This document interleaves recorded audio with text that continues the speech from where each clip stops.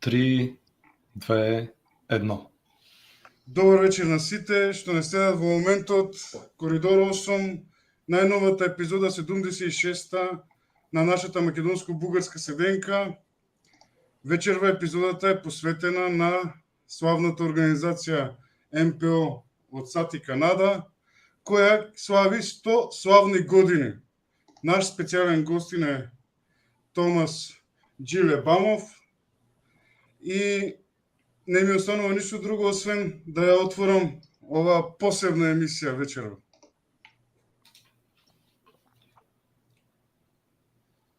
Добър вечер.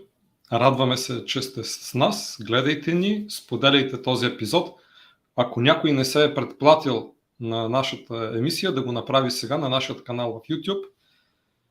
Господин Лебанов, Томи, за нас е чест и удоволствие, че участвате тази вечер в Коридор 8.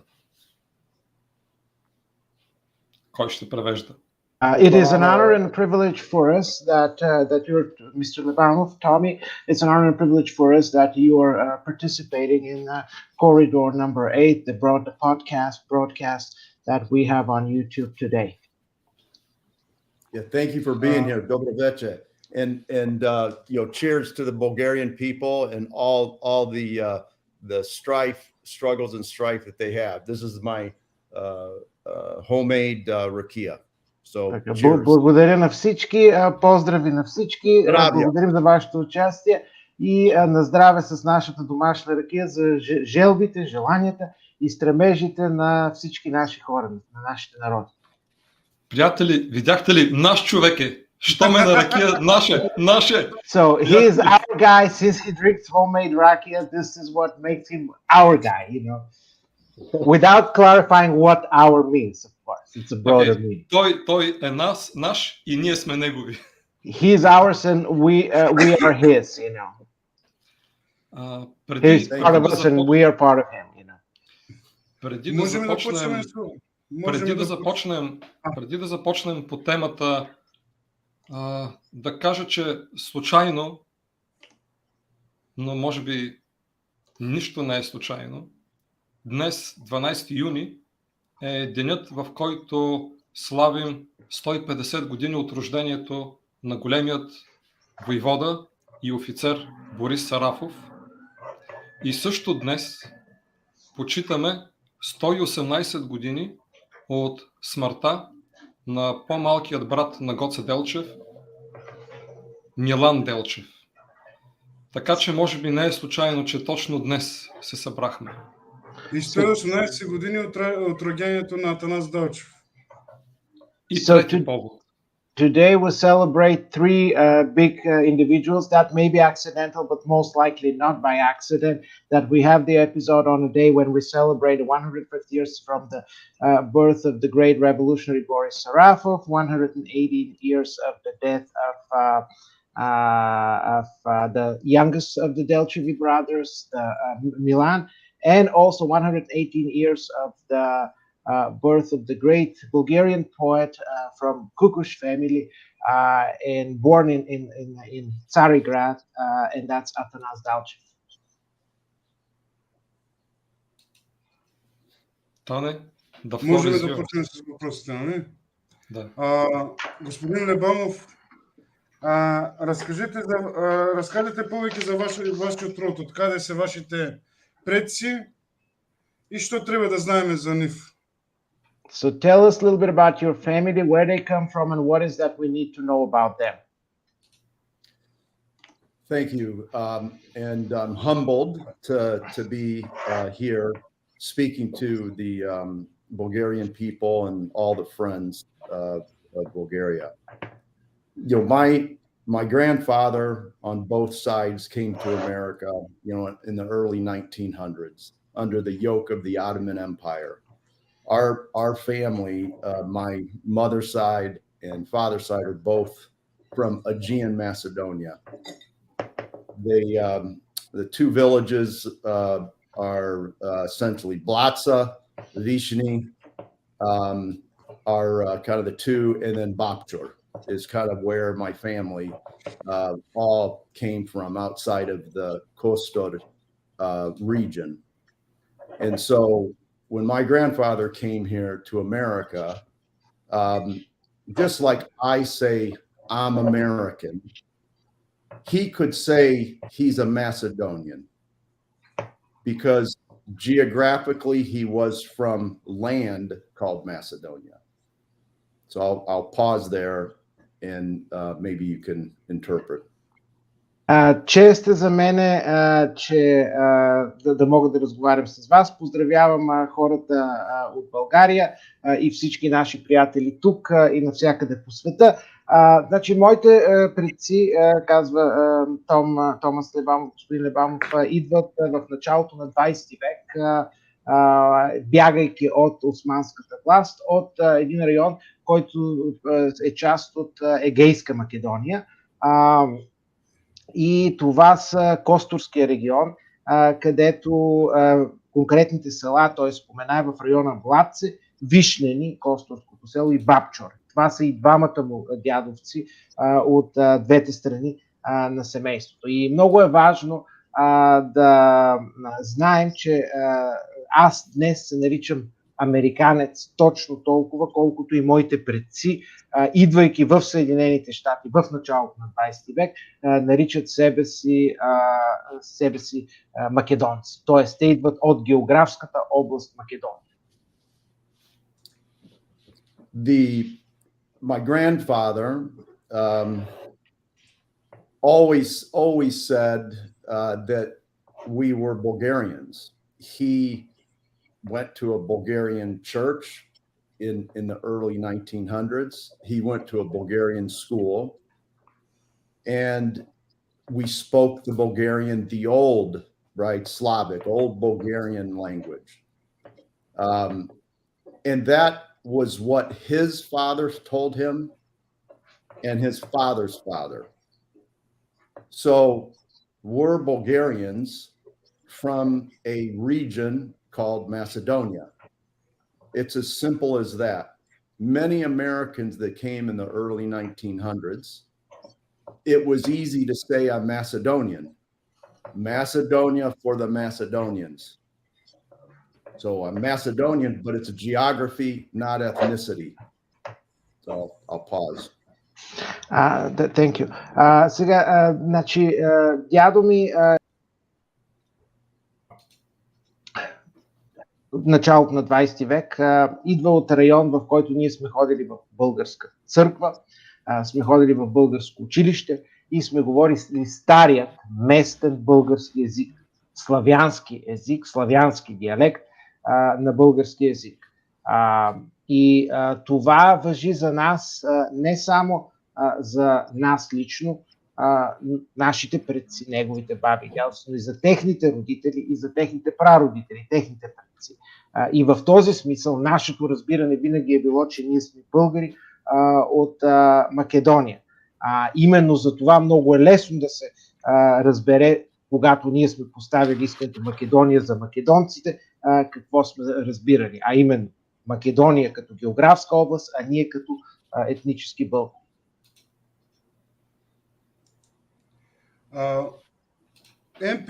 МПО е създадена в 1922 година.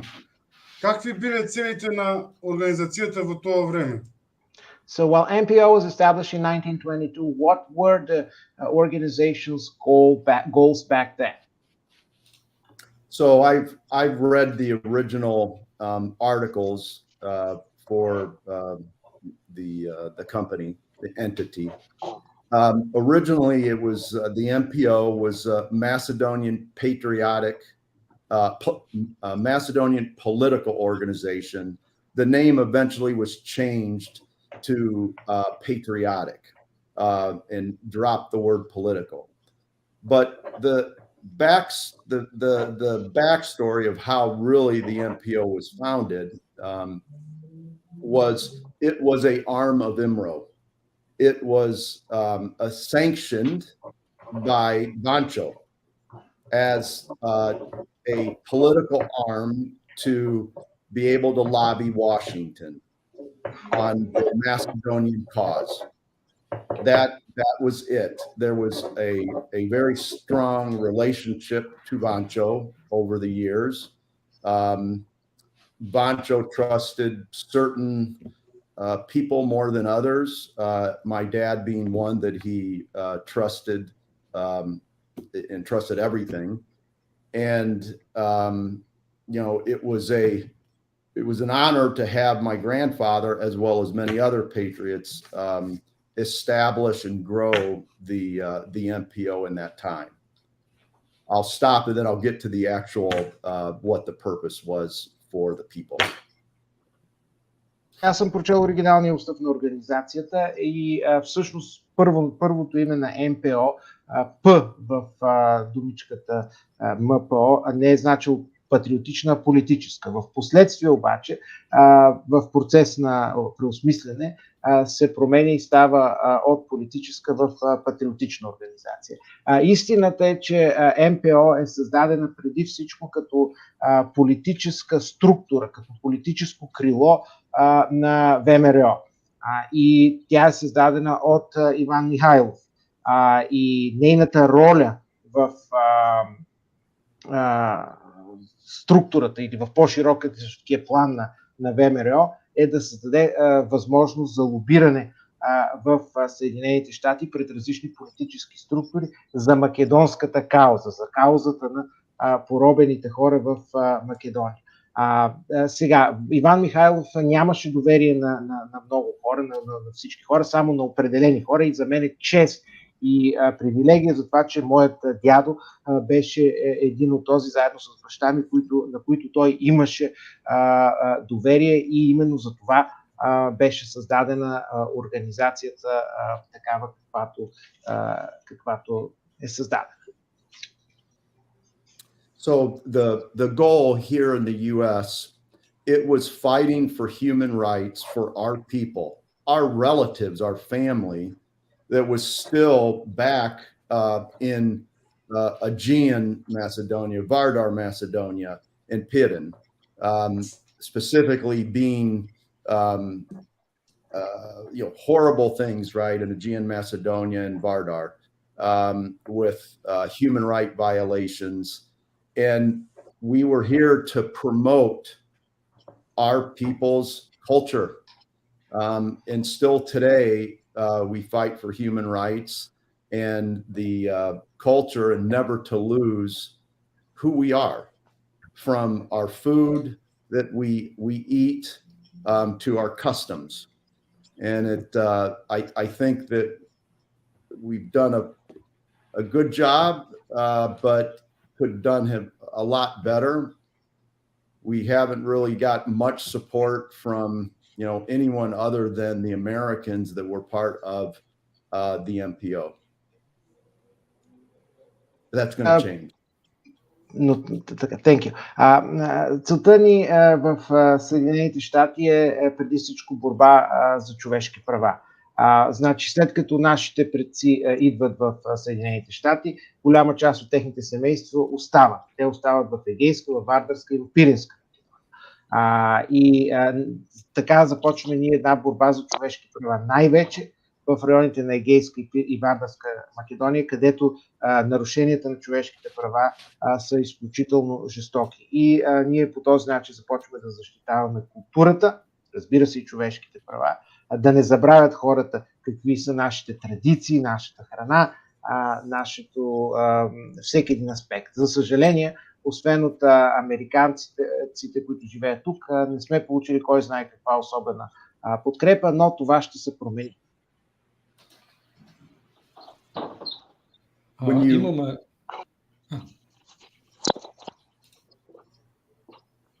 It's your turn. Okay. When you look at the founders of the MPO, they were all Bulgarians. We had many chapters throughout United States, Australia, Brazil, and I had mentioned this before, on one of the conversations, but I'm second generation American, and eventually Americans, you move, you are outside of the church, you're outside of your community, and you become more American, and you essentially are going to forget your roots. The MPO is many people come back to the MPO trying to understand more of their history. So I think we have a very important role to play. One, to ensure that history is not changed, and two, we continue to educate not only Americans, Bulgarian, Macedonian, Serbians, whatever you want to call as part of Macedonia, educate them on the atrocities, the culture, the food, our customs, so that it's never lost. I think we're very proud people. I think we are very special people that go back to thousands of years as considered Bulgarians and Thracians. So I'm proud that I can say that's running through my veins, my blood. Така, искам да кажа, че учредителите на организацията са се чувствали и са били, бяха и българи.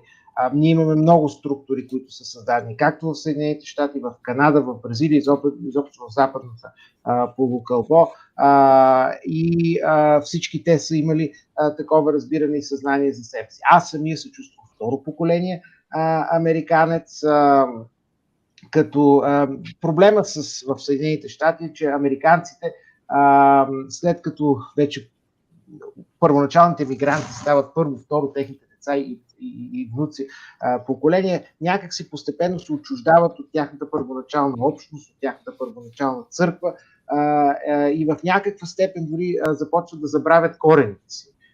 Но в нашата организация, в МПО, много хора започват да се завръщат, започват да осъзнават своето минало, започват да осъзнават своите корени, и нашата цел е да бъдем сигурни, че на първо място историята не се променя, тя се предава такава каквато е, и другата наша цел е да информираме, да образоваме българи, македонци, сърби, всички останали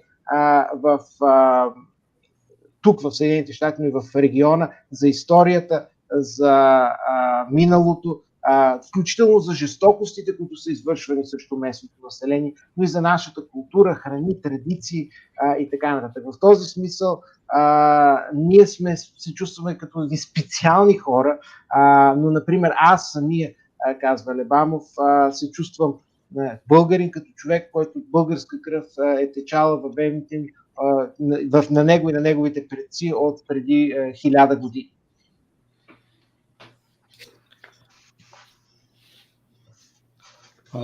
Господин Лебамов, малко по-рано вие казахте едни думи, които идват от Уилям Гладстоун, Македония за македонците. Много известна фраза. Но какво означава македонци и какво означава да бъдеш македонец в вашето семейно предание, във вашата семейна памет? И също така, какво означава македонци според македонската политическа организация, след това македонска патриотична организация? So there are two questions. As you correctly cited William Gladstone's words, Macedonia for the Macedonians, I want to go back to this phrase that you mentioned. What I wanted you to do is explain to us first what does Macedonian and Macedonia and Macedonians means for you personally in your family memory and your family's history, but also what does Macedonian means for the organization, for MPO? Great question. So Gladstone coined this term. I think he had an understanding of the geography and the people, the multi-ethnicity people in Macedonia. As I mentioned earlier, Macedonia for the Macedonians, okay? America for the Americans. it's the same thing. It's a geographic reference. And Gladstone knew that there were multi-ethnicities. There were Albanians, there were Serbians, there were Bulgarians, the Vlachs, the Greeks, all living within this, and the Turks living within the three, regions of Macedonia. There was never really a country, for 500 years called Macedonia. So I very much, from all my history that I have read and personal, stories from my family, it's as simple as it can be. Macedonia for Macedonians, right? If you're from that region, whether you're Albanian, whether you're Greek, Turk, it doesn't matter, or Bulgarian, you can claim that. You can't any other way say that it's identity. That was invented by Tito in Yugoslavia. It's how fucking hard is that to understand? Okay, the language was changed, and now my family came back to the United States for freedom, and I'm not going to sit here and watch an entire country, the Republic of North Macedonia, that we supported, okay, in Washington, and the MPO supported that, and they would not be a country today if it was not for the MPO and my family. And so it's disheartening, outrageous for events to happen just recently, to burn down statues. It's bullshit, and everybody needs to wake up and actually push the Bulgarian government. We have and everything that's happening even here in the U.S. So I understand how if you're growing up under a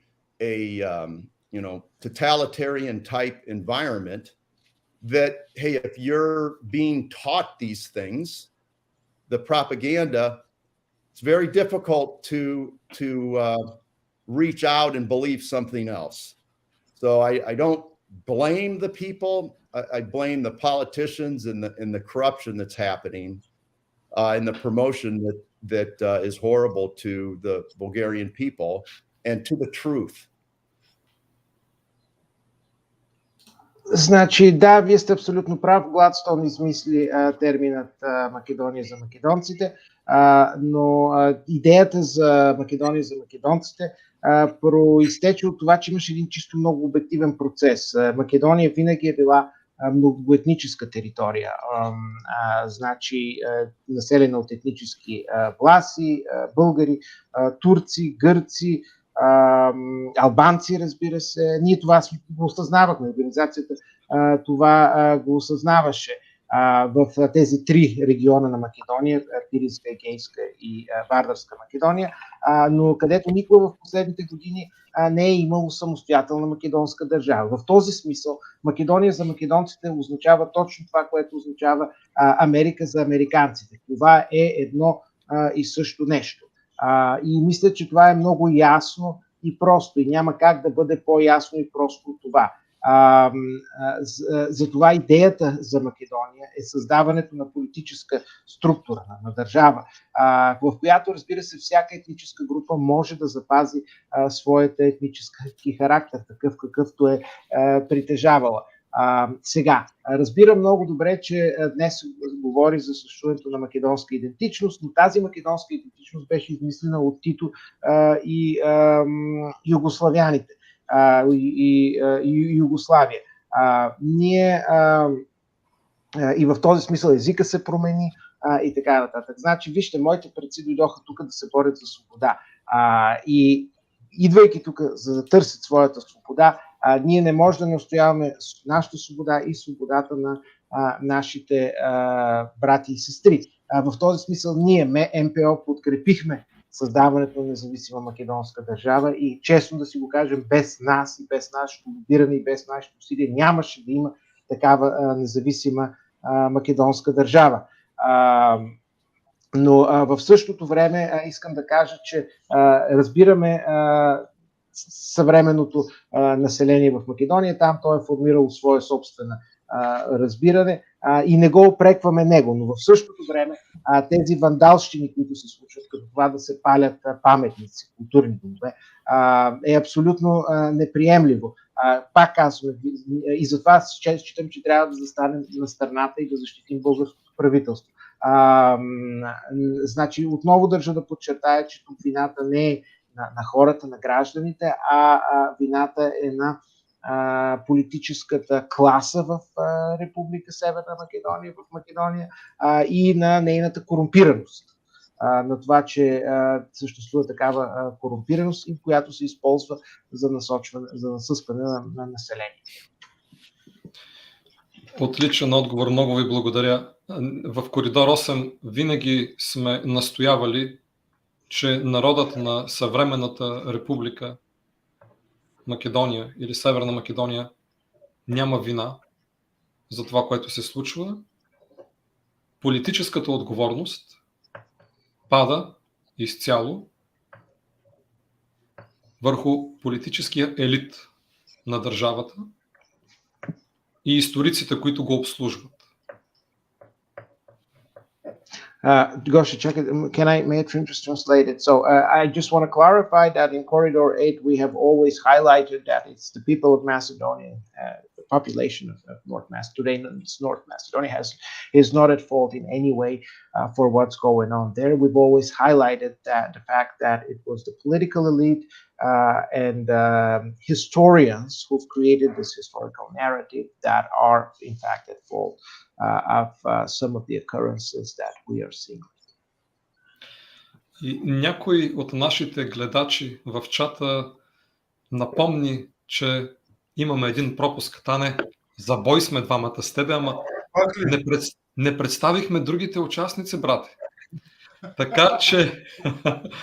Така че сега е момента да кажа, имаме удоволствието с нас да бъдат професор Иван Иванов от Университета на Синсинати, днес в скромната роля на преводач, скромна, но много отговорна, и Християн Кулевски от Битоля и Чикаго, който е и член на МПО. И всъщност нещо много знаменателно, very significant thing today. Днес имаме в лицето на Томи, като представител на Егейска Македония, в лицето на Християн като представител на Вардарска Македония и в лицето на Тане като представител на Пиринска Македония, днес имаме цяла Македония в Коридор 8. А на професора Родей също от Егейска Македония, нали професора? Точно така. Но само 25%. So just to clarify, if you don't mind to interpret it, so one of the mistakes, because the hosts were so excited that they failed to introduce all the other participants. So myself in the role of an interpreter, I teach at the University of Cincinnati. Christian Kulevski, who is in Chicago, and he's a member of MPO. And so the other great thing that we have in this situation is that we have in the face of Tane Velichko, who is from Pirin, Macedonia, Tommy, whose ancestors are from Aegean Macedonia, the coastal region, and Christian, who is from Vardar, Macedonia. So all three parts of Macedonia are represented in Corridor 8 tonight, which is actually a great thing. Doesn't happen always, so the hosts are particularly, Gosha and Tane are particularly excited about this opportunity. Сега ти вече въпрос към Християн. И да, всъщност искам да попитам Християн, ти си роден и израснал в Македония. Какво се знае в Македония за македонската политическа организация или както е вече повече от половин век, македонската патриотична организация? Какво знаят обикновените граждани?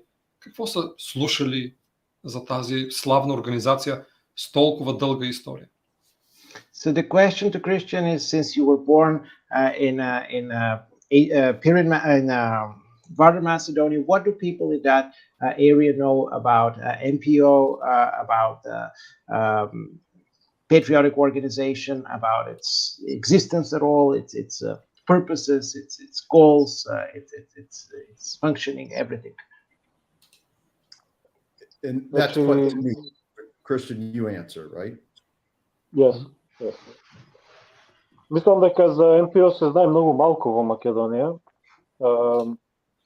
И оние луѓе кои што знаат за НПО ги знаат само најосновните работи. Значи, освен фактот дека постоела или се уште постои една таква организација, некакви детали за организацијата не се многу познати. Јас лично дознав за таа организација кога се уште живе во Македонија, некаде може да се каже околу 2006-2007 година. И можам да кажам дека мислам дека и ден денес многу малку се знае, дури и од луѓе кои што живеат во САД, во Соединетите Американски држави, многу малку се знае за организацијата, многу малку се знае за нејзината историја, за нејзините цели, кои биле целите на таа организација, зашто се бореле тие луѓе и слично. Всъщност ред е на Иван, извинявам се. Аз трябва да го преведа. Sorry. Сега, не, аз на английски трябва да го преведа. Да. Okay. Всъщност Християн може да го каже сам на английски, ако трябва. Да, точно това искам да кажа. Ако сакаш да го кажеш сам, мисля, че ти бидам благодарен. In English. I think that not many people know about the MPO organization in today's Macedonia. It's something that's relatively not known. Even those people who know about such an organization don't really understand the goals of the organization or what kind of things it was representing, what the people were fighting for, and similar things to that. I also mentioned that I found out about the organization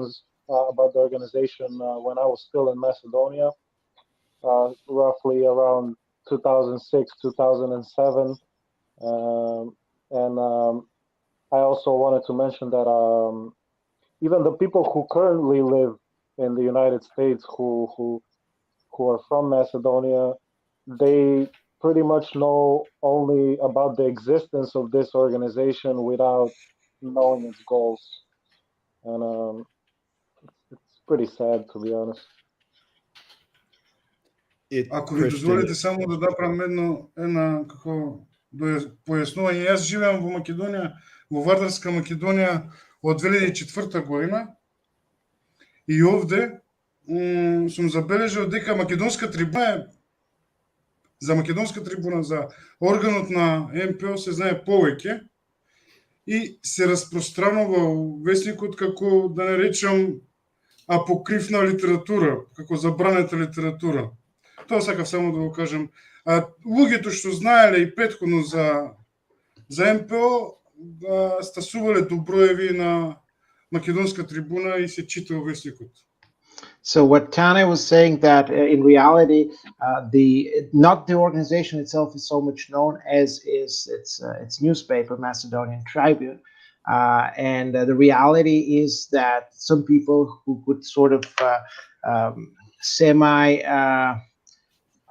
unofficially, in a sort of hidden way, get a copies of it. They could, and they have been distributing it, sharing it with, but again, that has not been very open, and again, not very many people have been known about it. So Duško Krstički says that very few people are saying anything, and if you ask Macedonians from the diaspora, their natural response is leave these people, they're Bugarashi, so they're Bulgarophiles.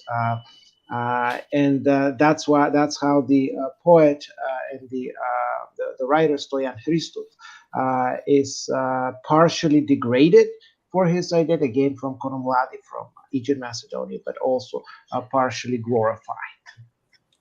И уште нешто, значи овде нема проблем со активистите што преминале на правилната страна, како Џон Битов, како ред други. Тие се, како што спомнува Душко, убаво рече, почитувани овде од официјалната политика, за разлика од оние другите што се, па може да се каже деградирани или воопшто не се спомнуваат заради политичката конјунктура. So Tane clarified that there's also another important detail, that there's two types of figures of NPO. So someone like John Biddulph, who changed or went on the right side, were kind of more known. We've known more about them. People have known more in Macedonia about them. But on the other hand, people the rest of the people were pretty much either ignored or in a way degraded, depicted in negative connotation.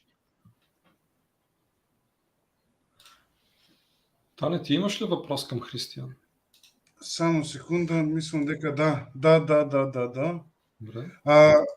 Християн, како се појави интересот кај тебе за таа забранета, непозната за обичните македонци овде организација? Зборам за МП. Where does your Christian? Where does your interest in this forbidden, unknown for the regular majority of Macedonians in North Macedonia now organization? How do you wound up learning about it? How do we wound up being interested in this organization? Значи, уште од рана возраст можам да кажам дека сум се заинтересирал за историјата. Од 10-12 години дури во училиште ми бил најинтересен предмет историјата. И кога живеев во Македонија пред да заминам во Америка, сурфав по интернет, читав разни статии, разни документи. Мислам дека уште тогаш на некои портали се појавуваа некакви информации за МПО и можам да кажам дека дури се манипулираше со тие некои факти од организацијата, се представуваа некакви, нели, првата македонска црква во Торонто, мислам дека беше излегоа некакви такви статии на многу портали, меѓутоа не се ништо во детали не се објаснуваше, една слика качена или некаква страница, еден скриншот од некаква страница со многу малку објаснување за организацијата. И кога дојдов веќе во Америка, кога отидов веќе во Америка да живеам, се запознав со некои членови од МПО Пирин, Драгомир Богданов, Станимир Динев и почнав да разгледувам некои оригинални документи, вестници на Македонска трибуна и почнав се подлабоко да истражувам за организацијата. Бев сам исто така на почетокот да го посетам музеот на Македонска трибуна. Таму разгледав исто многу документи, многу вестници за организацијата и најголем впечаток ми остави она што навистина била една огромна организација во која членувале многу голем број на луѓе, за разлика од сега, нели, таа организација на еден начин бројот на членови е многу мал во споредба со она што некогаш било и самата таа сила која имала МПО ми направи голем впечаток и тука се роди мојата заинтересираност да разгледам подлабоко во корените на организацијата. Подоцна исто така да станам член на истото. Ти благодарам.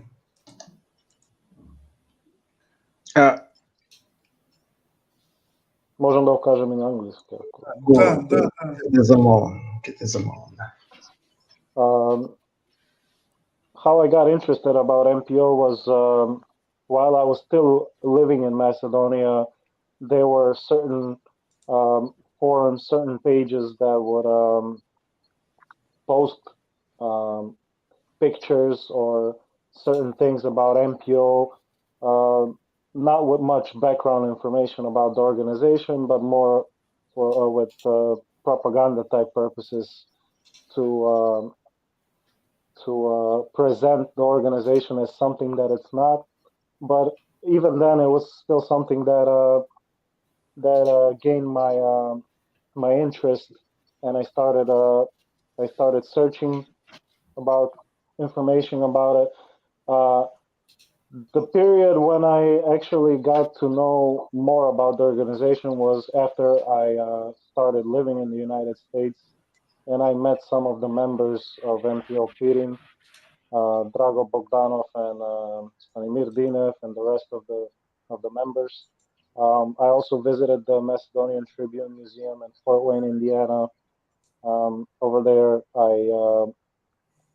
I saw the first printing machine. I saw all the old newspapers. I saw pictures of the organization from the past, and the fact that so many people were members of this organization, and that this organization was something very powerful in the past, in contrast to what it is today, with a lot less members, unfortunately, was something that really gained my interest, and I wanted to know more about it, which afterwards made me become a member of it.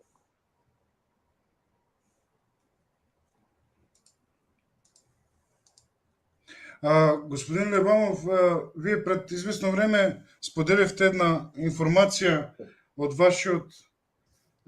вашата семейна история, за тоа дека вие и вашиот брат сте едни од последните луѓе што се заколнати од последниот историски лидер на ВМРО, Ванчо Михайлов, во идеите на организацијата. Дали може да ни раскажете нешто повеќе за оваа средба? Mr. Lebamov, some time ago, you shared with us that you and your brother were the last people who were sworn as IMRO or VMRO members by Ivan Mikhailov, and one of the last people. Can you tell us more about your meeting with Vancho Mikhailov what you went through, what you experienced during that meeting, your impressions about the meeting? First, Christian, thank you for your the background on the MPO. I think you're 100% right, and I wouldn't be here on this podcast and have maybe a renewed interest or renewed energy if it wasn't for Dragomir and others from the Pirin MPO chapter. There's many other chapters that have dropped off because of either disagreements or quite frankly disgust with certain things that the previous leadership has done. And so I think there's one other person, Svetoslav Stankov, who's the Consular General of Bulgaria for Chicago. I got to know him, and those two individuals, as well as just the organization and all my new friends within the chapter. It's it's an honor to be kind of revived in this, especially with people now abroad, both in all three regions of Macedonia. And then I'll talk about Ivan.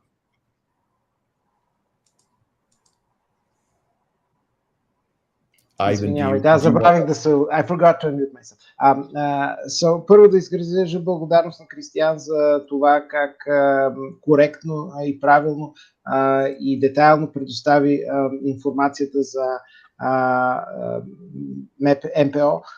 Аз не бих бил днес тук, ако не бяха тези хората от МПО Пирин, които всъщност от от групата на МПО Пирин, които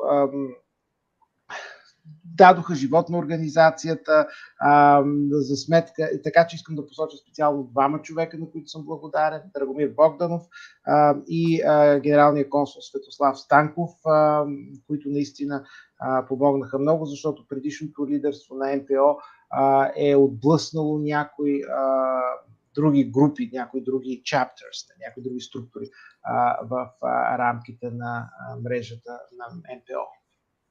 И сега ще говоря по-подробно за среща с Иван Михайлов. Okay. So when I'm actually looking for some detail of Dragomir gave me. So when I had mentioned earlier that the MPO was an arm of IMRO. And through the years, my dad traveled many times to Bulgaria, to the Aegean part of Macedonia, as well as to Vardar. And Vlado Perov, a family friend and one of my dad's best friends, helped, coordinate quite a bit during their days that my dad could travel. But always his intent was to, meet the leader, Vancho. And, have to understand that my dad was still kind of a younger generation of the MPO. My godfather was best friends with Vancho. And that's, he baptized me and my brothers. And that was, an honor just by having Peter Otsif do that. So through that relationship and through my dad's and uncle's, leadership in the MPO, money was thriving, and the MPO was thriving at a point. During I'd say maybe the 70s into the 80s, there was a lot of money coming in. With the building, and there's a lot of donations that were coming in, as well as not-for-profit activities. My dad visited Vancho several times. We were fortunate that in 1989, the year that I graduated from college, and I was engaged, at that time I was married. We went to Europe and visited Rome. And part of that visit was to spend time with Vancho. It was kind of quite secretive. My dad had myself and my brother as bodyguards at that time. But Vancho had, it was Vida, and I can't remember who the other gentleman was that was with him, but acted as a bodyguard. As my dad and Vancho talked in private in the kitchen on a small kitchen table, it was a small apartment. We were on the outside at that time smoking cigarettes with his bodyguard, with Ivan's bodyguard. And so my dad, myself and my brother don't speak Bulgarian. A little Punashi, but not enough to converse. And my dad called us in, and that's when proceeded to talk to us, in his long finger and point at us, "You're Bulgarians." And, he's saying this all in Bulgarian, so my dad's interpreting. And so it was, we didn't really know what was happening. I think he was still in good health at that time. So he had Vida, I think, pull out it was a Bulgarian Bible. I could tell that, and just at least with the cover. And then he did have, I know enough of my firearms, that it was a non-functioning pistol and handgun. and then had an old rusty dagger. And he swore basically he spoke in Bulgarian and my dad interpreted. And I'm trying to I had Dragomir essentially convert the oath at that time, and because we didn't write anything down. But if you don't have to interpret this, I think I can send this. I'm sure you guys already have this, but I swear by God, faith, and honor that I will fight to the death for the freedom of the Bulgarians in Macedonia, that I will unconditionally obey the authorities and unconditionally obey his orders, that I will not betray anyone in word or deed, the secret with which I am crowned today, and everything that I will hear, see, and understand in the case from today on. Otherwise, let me be killed by one of the comrades with the revolver or the dagger I kiss here under God. And so we swore to that oath. I don't know if we were the last two, but he, Vancho died, soon after in 1990. And so that's the story. It's amazing story. Така, нека да преведа. Let me translate quickly. Сега той търсеше в детайлите в началото, когато Драгомир му е изпратил, но както казахме, НПО винаги била и служила като политическо крило на ВМРО. И в този смисъл връзката между лидерите на НПО и района, Европа и Македония никога не е прекъсвала. Дядо ми, казва Том Лебамов, често е пътувал и в Егейска, и в Вардарска Македония. Там е имал връзка и с много хора, включително с Владо Перев, който участие бил помогнал за организирането на среща. И целта е била да се организира среща с лидерът на Иван Михайлов. Татко ми, който тогава, казва той, беше сравнително млад член, за него би било една огромна чест да се срещне с лидера, освен татко му. Значи Лебамови, неговият кръстник е Петър Ацев роденият в Скопие, член, деец на НПО. Така че той казва, ние винаги сме израснали в една такава среда, в която сме били заобиколени от членови дейци на НПО. Не само това, през 70-те и 80-те години в НПО беше много силна и активна организация, придобиваше много средства посредством дарения, донации и като невладина или неправителствена организация тук в Съединените щати е имало доста голямо значение. Сега лично, в личен план, в 1989 година Том Лебамов завършва университетско образование, бакалавърска степен. Тогава първо се сгодява, впоследствие женен и като женен вече предприема едно пътуване към Европа. Част от това пътуване в Европа е да се посети Рим. Посещението в Рим, разбира се, част от посещението в Рим включва и посещение при Ванчо Михайлов. Тази среща, разбира се, е тайна. Не забравяйте, че организацията е тайна. И по този начин всички, които отиват с Иван Михайлов, както и сами Иван Михайлов, имат бодигарди, телохранители, чувари, които съответно. Така че в случая Том заедно с неговият брат служат като телохранители на неговият баща, на неговият татко. И татко му отива, влиза в срещата, докато той заедно с телохранителите, бодигардите, чуварите на Иван Михайлов стоят отвънка и пушат цигари. И казва, ние тогава в повечето случаи не говорехме много английски, но говорехме по-нашенски. И това, което той се спомня е, че в един момент вратата се отворила, Иван Михайлов е бил вътре и татко му е посочил към младите и казал, вижте, тези са две момчета, те са също наши момчета, българи, и баща му е превеждал. След това Иван Михайлов, това, което Томи е видял в кабинета му, няколко неща. Първо, Иван Михайлов все още тогава е бил в добро здраве, в добро състояние духа. Там е забелязал Библия, най-вероятно българска Библия Съдики по кориците, както неработещ пистолет, ръчно огнестрелно оръжие и кама, също не функционира. Кама в стаята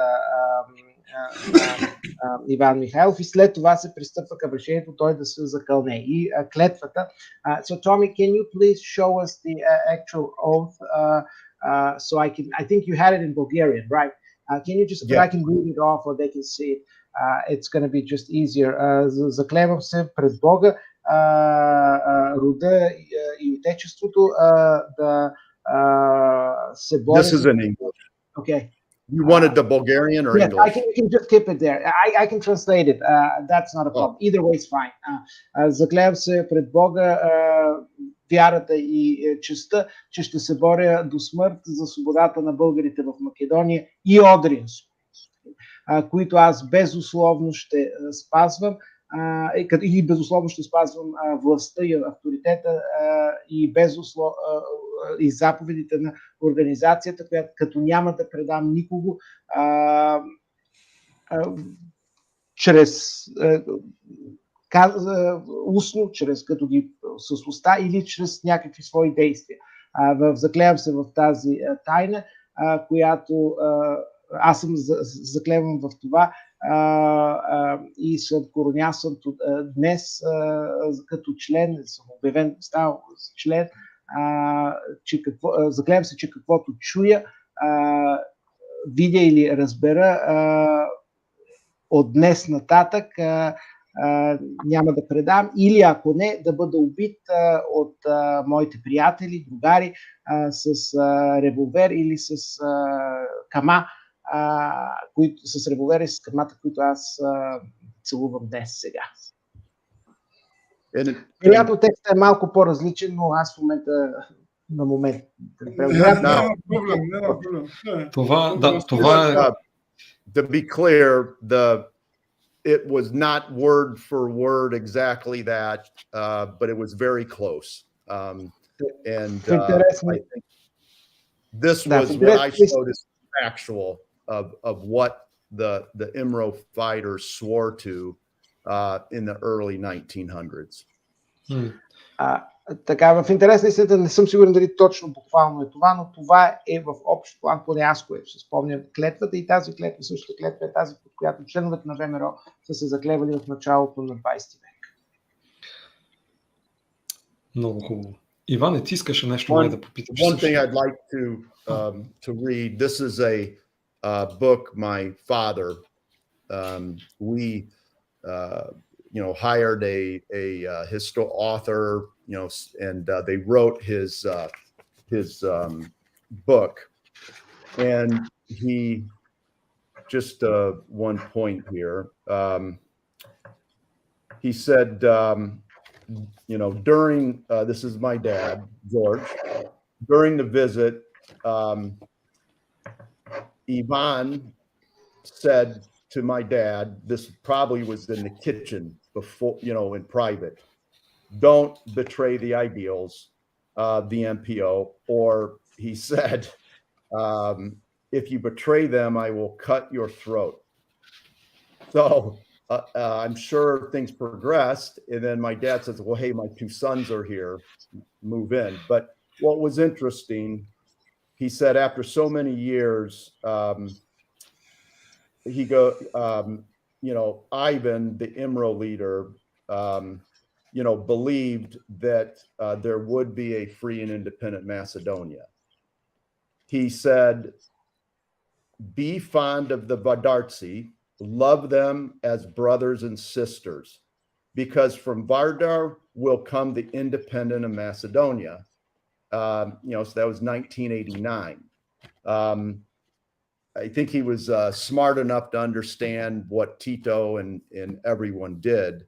But the comment, I think, Georgie, you had made, we need to love the people in all regions of Macedonia, regardless of their belief.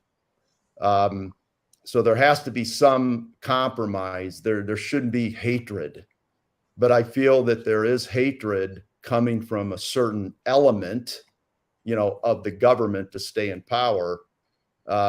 And you can even look at that in northern Greece today. So we need to understand that we are all the same. We might have different views, and the only way we're ever going to change a person's beliefs is by gunpoint or by self-education, and it's up to them. There's nothing more you can do with a human being. So we need to try to find common ground to respect each other, but don't tell me who I am, and I will respect who you think you are, or who you believe you are, and maybe over time history will be on the right side. Thank you. Сега, по-интересният момент, чакайте, че аз си загубих. Значи, по време на срещата, така в първата част на отговора, Том Лебамов разказа, показа всъщност книга, която е Американец в Македония, написана от историк, която разказва отчасти за тази среща. Освен това, разбира се, той посочи, че като него спомен от срещата е, че баща му, Иван Михайлов, му е казал на татко му да не предава по никакъв начин идеалите на НПО и ако ги предаде, че той ще му отреже гърлото. Като отговор на това на баща му е било: ме чакайте сега децата си тук, да не слушат. Сега, но това, което е по-важно, това е един подробен детайл от срещата, но по-важното, което е, Иван Михайлов твърдо вярваше, че ще има свободна Македония. И той изпрати ясно послание, че вардарците са наши брати и сестри. И че свободна Македония ще дойде точно от там, от този край. Така, и по повод на коментара на Георги, на Гошето, ние трябва да се сближим с хората от трите региона и да търсиме компромис, а не омраза. За съжаление, омразата идва от елитите и правителството в владата в Република Македония, Северна Македония. И в този смисъл ние имаме различни начини, чрез които и различни смисли, които разбираме за идентичност, за миналост, за история. Но най-важното е да се разбере, че има два начина, чрез който един човек може да бъде накаран да промени своето разбиране, мислене за себе си и за какъв е други. Единият начин е чрез насилие, под заплаха с оръжие, и вторият начин е чрез убеждение. Ние категорично вярваме, че начинът, чрез който това може да се постигне, е чрез убеждаване. И в този смисъл ние нямаме намерение да убеждаваме другите каквито те са. Това е принцип, който сме съгласиме. И от тук нататък, чрез опознаване и сближаване, да вървим напред. Само едно допълнение. SP Detectors, после ще представим SP Detectors. Имам такова намерение. Той уточни, че книгата е писана от бащата на Томас. Татко му, Джордж Лебамов, е написал тази книга, Американ Македония. Да го имаме. Тоест не е каква да е книга, която баща му притежава, а е писана от баща му. Да, може би аз съм го превел правилно. So just to clarify, this is George Lebamov wrote the book, and this is an important clarification. Perhaps I misunderstood and not interpreted correctly. So thank you for the clarification. Благодаря за пояснение. Но ти имаше въпрос, доколкото си спомням, като инсайдер. И имаш пълното право. И аз овој пат ќе го прашам на македонски и на английски, за да нема и аз како внатрешен човек во Коридор 8, сакам да прашам господинот Лебамов Дали знае каква е била улогата на МПО во почетокот на 90-тите години во лобирање за признавање и поддржување на тогашната Република на зависноста на Република Македонија од страна на Соединените држави, Соединените американски држави. So I, as an insider, I took the opportunity to pitch in a question. So my question is based on interviews that the former Prime Minister Ljupčo Georgijevski gave in media in Macedonia. And it is about the role, whether he knows and he's aware about the role that MPO played in the early 1990s in lobbying for the recognition and support of what was then Republic of Macedonia by the government of the U.S. government.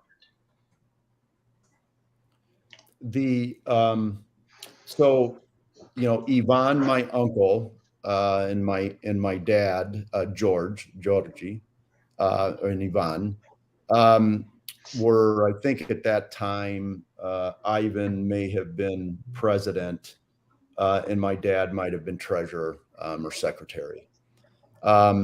And my dad was always, as well as Ivan, were heavily involved in local politics in Fort Wayne, Indiana, as well as politics within the state of Indiana.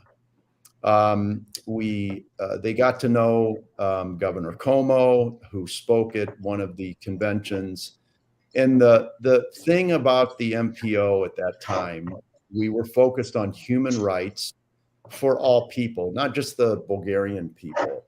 And part of that was that we had strong relationships with Washington and politicians in Washington, not just through my family, but through the MPO roots of all of the archives and documents and education that they would send to senators, congressmen, the president, President Roosevelt even. And all of those things are in the archives. Probably many of them are in Bulgarian. Some, are converted to English. And with all of that structure allowed us to really push, not really lobby. We technically can't lobby as a not-for-profit, but be able to communicate the facts on what's happening and why it would be in America's best interest to support and stabilize the region. So we were instrumental. The MPO was instrumental in achieving that. And my dad spent many times in Macedonia, the kind of the former the Yugoslavian, I guess under the Yugoslavian, and we at one point were held up at gunpoint crossing the border from Sofia into getting to Skopje. Because we were carrying Bulgarian books and history that they did not want in the country at the time. My father got those back, but there was, much that the MPO has done. I think that over time, the political nature of human rights, we have done things, but not to that degree because we don't have personal relationships. And a lot of the presidents just never had the means to be able to travel to Bulgaria, to Skopje, to Washington, D.C. And that's kind of a problem with funds. So there's a lot that we need to do, but we need funds to be able to do this. Hopefully that answered your. Okay. Thank you. Сега, и аз ке се опитам да го кажем на македонски. Добро, сега, во овој момент председател на МПО е бил Иван Лебамов, а секретар Георги, кој е таткото и чичото односно на Томас Лебамов. И тие се били инволвирани во местни политички структури во Форт Уейн, Индиана. во местна, локалната политика во Форт Уейн, исто така во политиката во државата Индијана, на ниво држава, во законодателното собрание, исто така со гувернаторот Куомо, кој е стариот Куомо, не сегашниот младиот во Нью Йорк, е стариот Куомо. И со тие фактички улогата на МПО за промовирање на независноста на Македонија е пред се да се бара луѓе во Сенатот и во други структури кои ќе поддржуват независна на Македонија. Сега, најважно е да се каже овде, како и во моето прашање имаше проблем, дека МПО е невладина организација регистрирана во Соединетите американски држави. Невладните организации не можат да работат како странски агенти и не можат да лобират директно за независност на една или друга држава, но тие можат да лобират за човекови прави. Тоа што МПО го е правила секогаш е да лобира за човекови права. И технички за тоа е бил фокусот, да се представи ово прашање како право на самоопределување и права на луѓето, на населението во Вардарскиот дел на Македонија. И овој исто така помни дека Томас Еманов исто така памти дека во еден одреден момент се патували од Софија до Скопје, таму на границата на граничниот премин се прифатени, некој извадил оружје и во тој момент местни полицајци сакали да изземат книги кои се биле на бугарски јазик, ово бил во еден момент, но во подоцна се тоа се изјаснило, книгите биле вратени и ово било као дел од тие напори за градење на мостове помеѓу Македонија и Соединетите држави, исто така за лобирање, не за лобирање, а за бранење на човековите права на населението. Затоа тој кажува дека ние направивме одредени ствари, но не во таа степен во која сакавме, зашто за една голема можност да има за одбрана на човекови права, тоа мора да имаме можност да одиме кон во Вашингтон, во главниот град и таму да бидеме, а бидејќи организацијата е во Форт Вейн во Индијана, која е држава која се наоѓа на околу 1000 и можеме да кажеме и 7-800 километри, речиси 2000 километри од главниот град на Соединетите држави, овој кошта пари. И за тоа е една рестрикција, не е рестрикција за можноста, рестриктира можноста да се лобира во одбрана на интересот на Македонија, на населението во Македонија.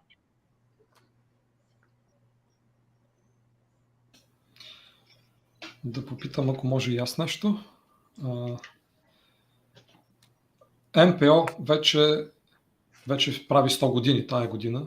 Тя е стара организация с много традиции, с много история зад гърба си, но има една по-нова организация, сравнително млада организация, от представители на съвременната македонска диаспора, на тези хора, които са родени още в Югославска Македония, а също и през 90-те години, които имат вече изградена македонска етническа идентичност.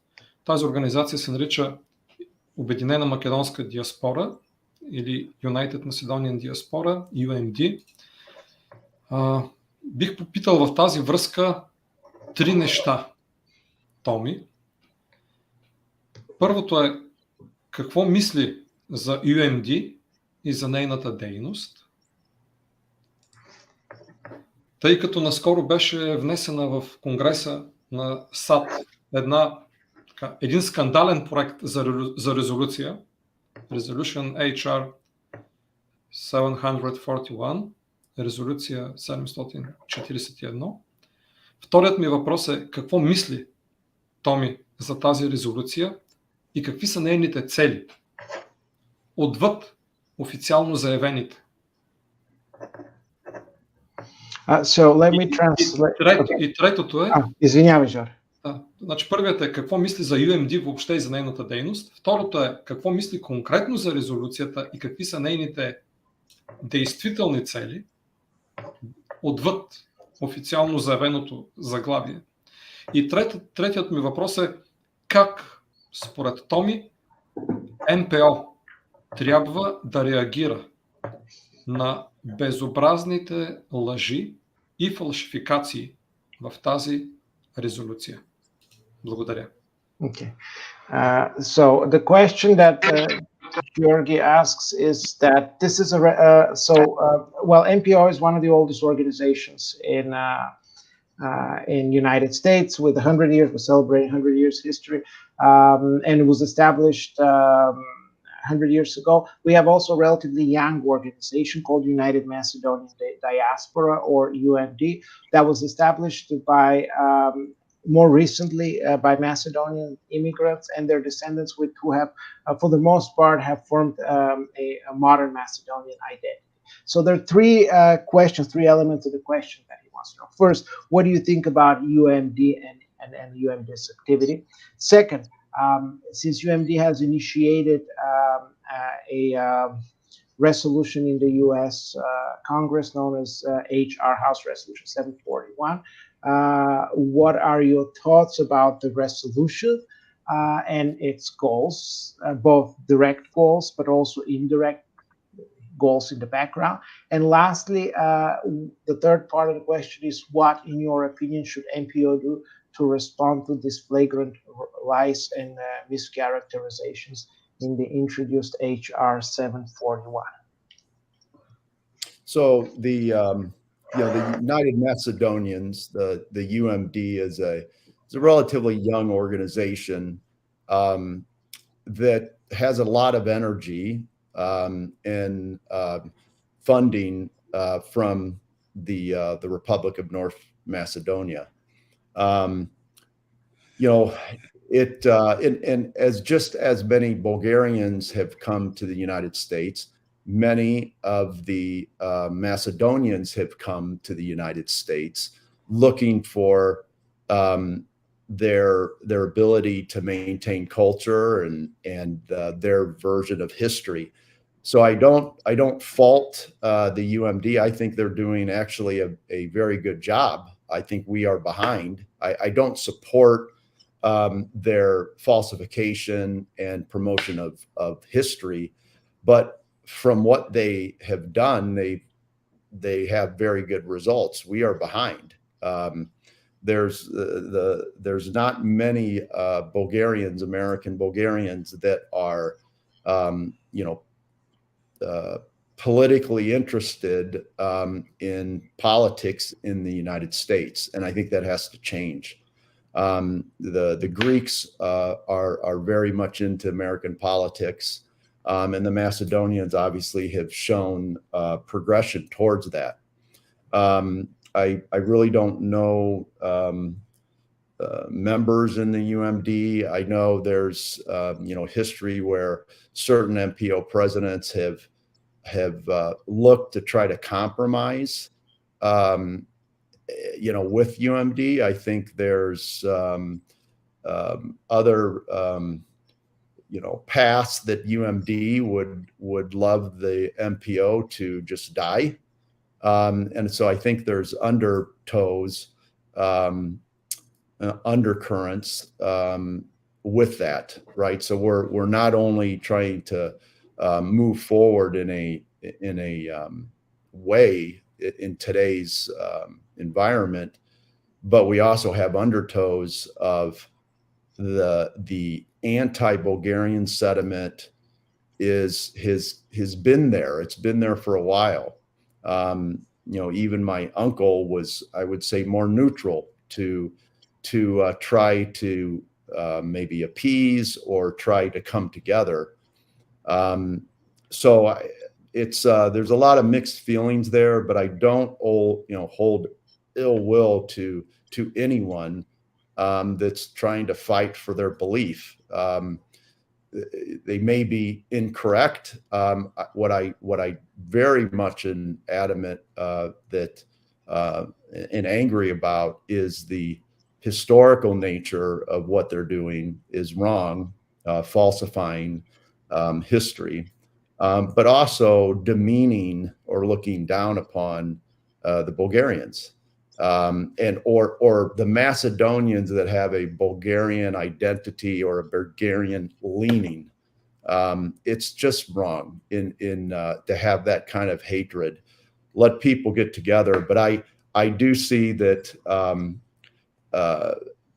unless things are changed in Macedonia by the government, by the people to not have this hatred, but just respect each other's decisions and move on and come together with food, culture, dancing, music, and at some point in time, forget all this Russia, Ukraine aspect. It's horrible what's happening there. But at the end of the day, the Russian people, I believe, are Bulgarians. Okay, it's not the other way around. So I really truly believe that we shouldn't be focusing on anything outside of our boundaries. And Bulgaria has a lot of problems right now internally. We need to stay focused, and UMD is adding to this, right?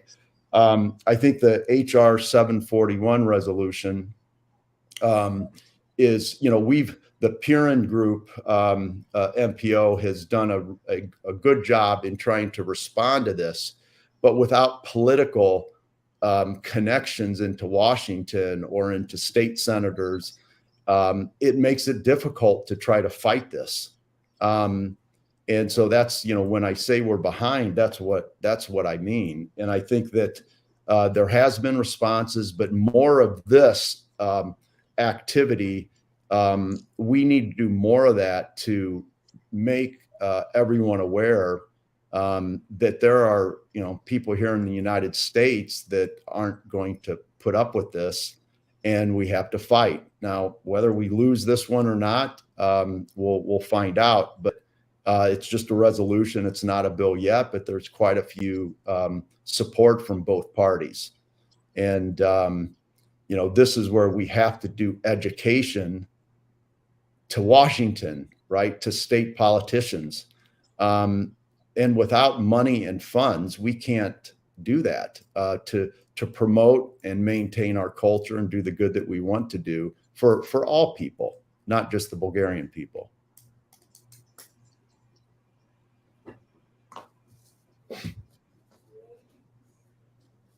Преведем. Значи, сега, ОМД е относително млада организация. Така, тя има много енергия, много енергична, има съществено финансиране, включително от Република Северна Македония. Сега, трябва да бъдем много ясни. Първо, сами по себе си ние не траим лоши чувства към организацията и към хората. Както много българи в последните 30 години миграха в Съединените щати от България, така и в Северна Америка, така и много хора от Македония миграха. Те също така искат да запазят своят език, култура, история, и това е съвсем напълно разбираемо и това е много добро. Но аз не поддържам Левамов техния прочит, техните интерпретации, тяхното представяне на историята, по-конкретно опитите за фалшифицирането на историята. Но за сметка на това трябва да признаем, че те са много по-добра, много по-успешна и по-ефективна организация. Истината е, че българите не са много ангажирани в политическия живот на Съединените щати, не участват, за разлика от гърците, където имат много сериозен интерес и лобиране. Днес виждаме и съвременните македонци, при българите не виждаме чак такъв интерес. Аз лично не познавам членове на Обединената македонска диаспора, доколкото ми е известно, има такива членове от тях, които са по-умерени и които в някаква степен са склонни на компромис. Други от друга страна гледат враждебно на МПО и честно казано искат и чакат организацията да загине, да умре. Сега, наш проблем с тях са антибългарските чувства. Например, моят чичо също така беше по-неутрален по отношение на ОМД, но и аз лично нямам лоши чувства към хората, към тяхните разбирания. Проблемът, както казахме, на първо място е историята, на второ място, по-важното, което Лебанов казва, е това отношение към българите изобщо. Едно подценяващо, унижително отношение, което не е хубаво, което е грешно и е неправилно да се взема такъв подход. И в този смисъл е необходимо промяна в отношението на хората, както в самата организация в Македония, така и на правителството, на владата, на владеачката гарнитура в Македония, към въобще и към хората, българите като народ и като хора. Сега, аз лично се надявам, казва той, че в бъдеще политически аспект някакси може би ще избледне и вместо това ще се акцентира върху това, което има общо, в това, което да промотираме, да промовираме, да разпространяваме храната, културата, музиката, ястията, кухнята.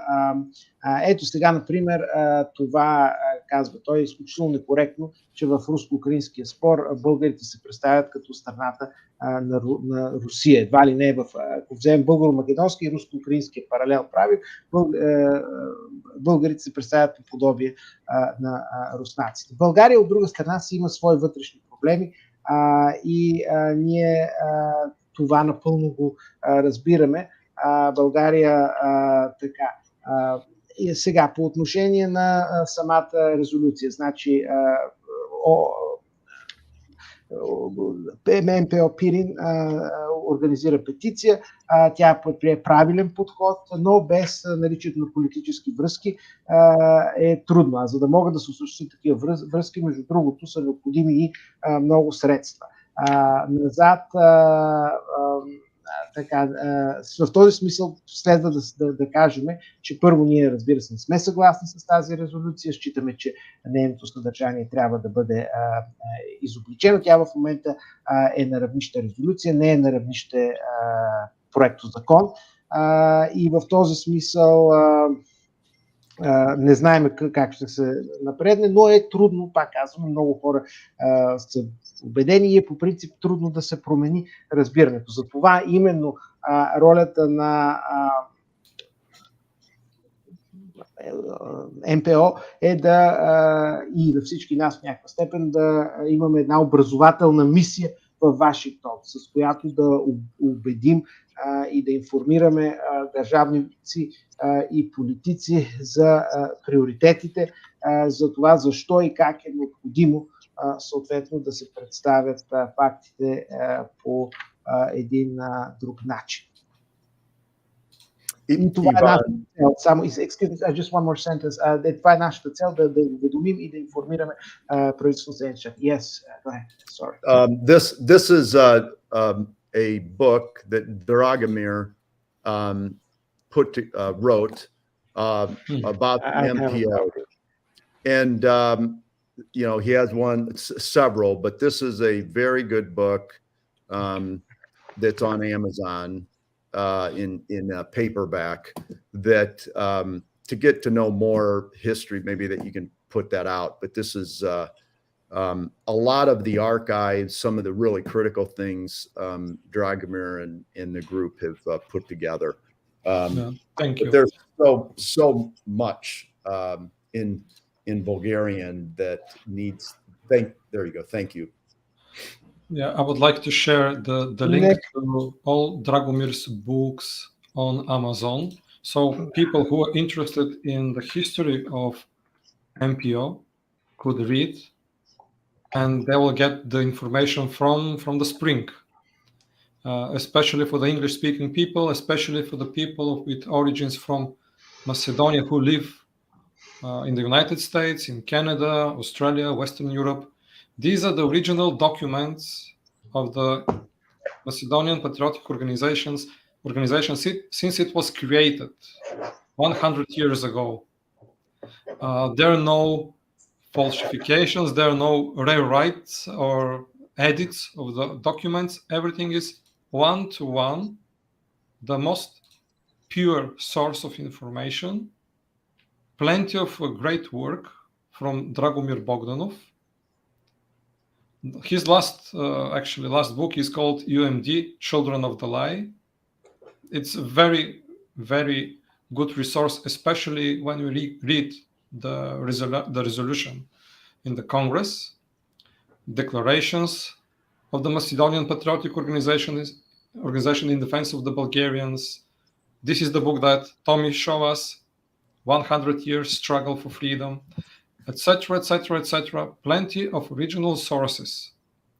Plenty of original sources about the educational movement, the Macedono-Bulgarian schools, about the Macedono-Bulgarian churches in North America, about the activities, about the political activities of MPO, including meetings with politicians, lobbying for the human rights of the Bulgarians under Serbian or Yugoslavian and Greek governance. So very, very respectful sources. I put this link.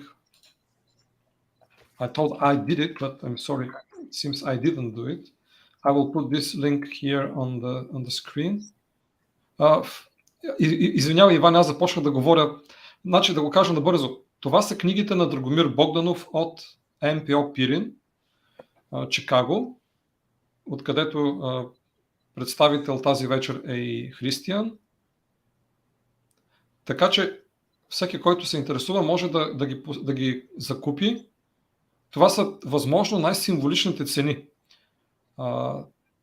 с които се покриват основно разходите по печат. Драго за това, че е купувал оригинални документи, вестници, брошури, че той самият е давал, трошил е много пари, той не търси за това нещо да добие.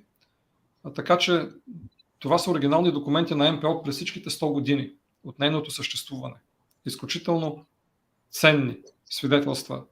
Ето, например, тази книга, 300 снимки и документи.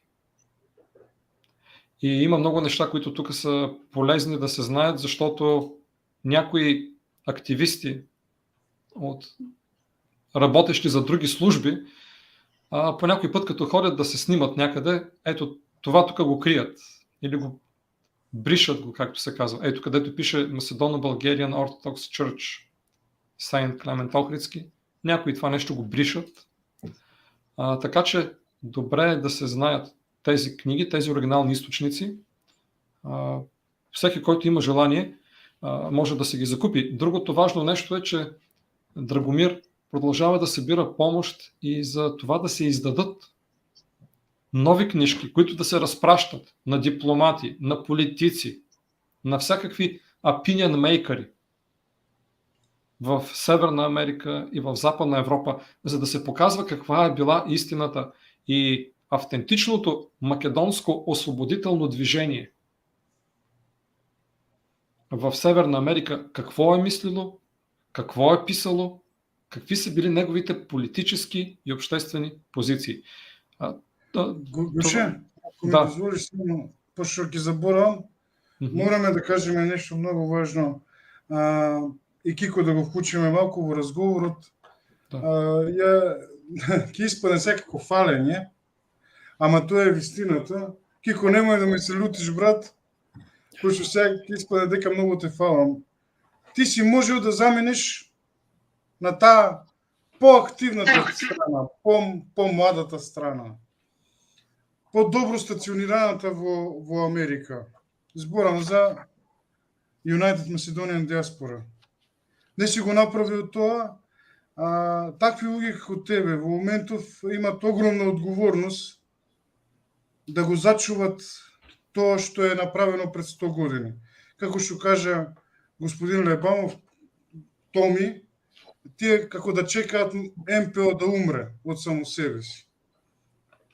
Мислам дека тука треба да се ангажираме сите, да не го дозволиме тоа.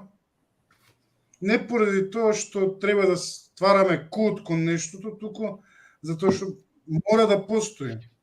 Не можеме да си дозволиме уште едно уништување на организација како што била ВМРО до 34-та и после веќе нема ВМРО или ВМРО постои, ама само како оделни клетки. Ми ја разбираш поентата.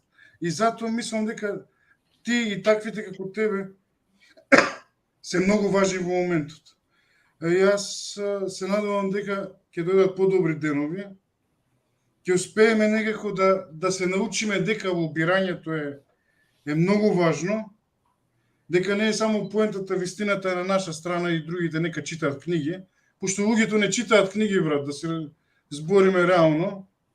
Луѓето, гледаш што прават, лобираат кај сенатори, прават резолуции, активно работат и се финансирани од повеќе страни. Спомна Томи за тоа дека се финансирани од македонска страна, злите јазици зборуваат дека имало некои финансирање од турската диаспора, на Юнајтед Македонија диаспора. Така да, ние мораме сами да се организираме. Ако треба да чекаме некој да ни каже што да правиме, ништо нема да направиме. Јас така го почнав и трибуна реално. Не чекав некој да ми каже почни да го правиш сајтот. Затоа ти викам, јас многу сум благодарен дека те има тебе, дека има човек што е на млади години, што гледа реално на работите.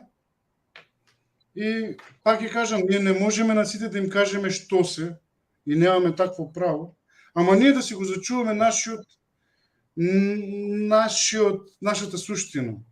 Ние сме македонци, го кажува за господинот Боби Николовски, нашиот пријател Боби, ние не сме нешто дојдено од Марс или од не знам каде. Ние сме родени во Македонија, ние сме македонци, ние сме бугари по нашата етничка припадност и во тоа нема ништо лошо. Само тоа сакав да го кажам чисто да остане. Може ли само да го преведа за секундички след това in English? What Tane wanted to say, particularly to Christian, to Kiko, was that first of all, he admires the fact that while he had a choice if he wanted to be active in the UMD, in the younger, more cool, more energetic organization, yet he chose to go to join an older and more traditional organization. And so, well, the other point is, of course, it is the responsibility of the citizens, the members of the organization, the diaspora, to remain in business, as Tane pointed, and as Mr. Lebamov pointed, while some people are waiting for the NPOs and organizations to get old and die, that this is a challenge. It's also young people like Christian are the ones who actually resisted to this aspirations, and that because of them, they will be able to keep the organization in business, be active. What Tane also said, that people need to learn how to be active and how to convince and how to lobby and how to spread and promote ideas. You can't just rely that historical truth is on your side and that everybody else has to learn and know the historical truth, as some organizations are very active doing that.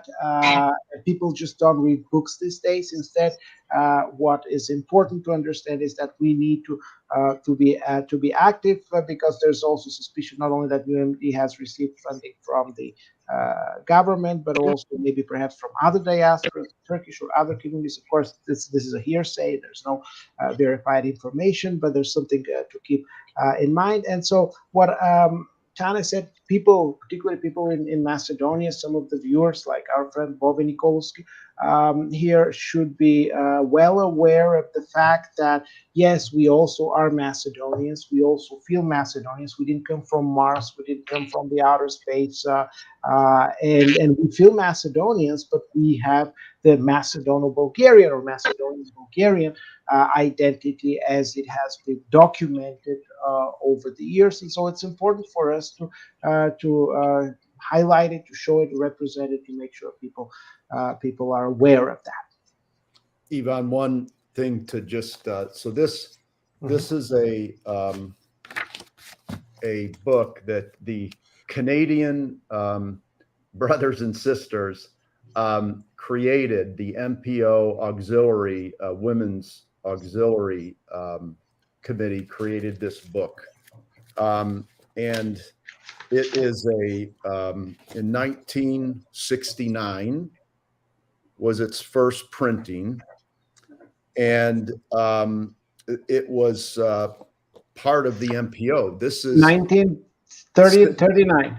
66. 69. Okay, I'm sorry. Yeah. That's okay. Okay. And Thank you. it's also this is on I believe on Amazon, and you actually can buy this book, but there's so many recipes. So forget about being Bulgarian, forget about any of the identities or ethnicity. Our food is common, and it's beautiful that this was created for those that are of Macedonian, Bulgarian leaning. You talk about banitsa, right, versus similar to strudel. We all have slightly different words, but I truly believe that there's many dishes in here that I've learned to cook to keep that culture going for my kids. And it's just this is the kind of thing that's important that can bring people together. But you can't forget the politics and everything else. I don't have glasses that are rose color, as they say. The reality is, though, we're the same people, and political borders have caused many problems across history. So this is another great book. My mom bought many copies for all the kids and the grandkids. So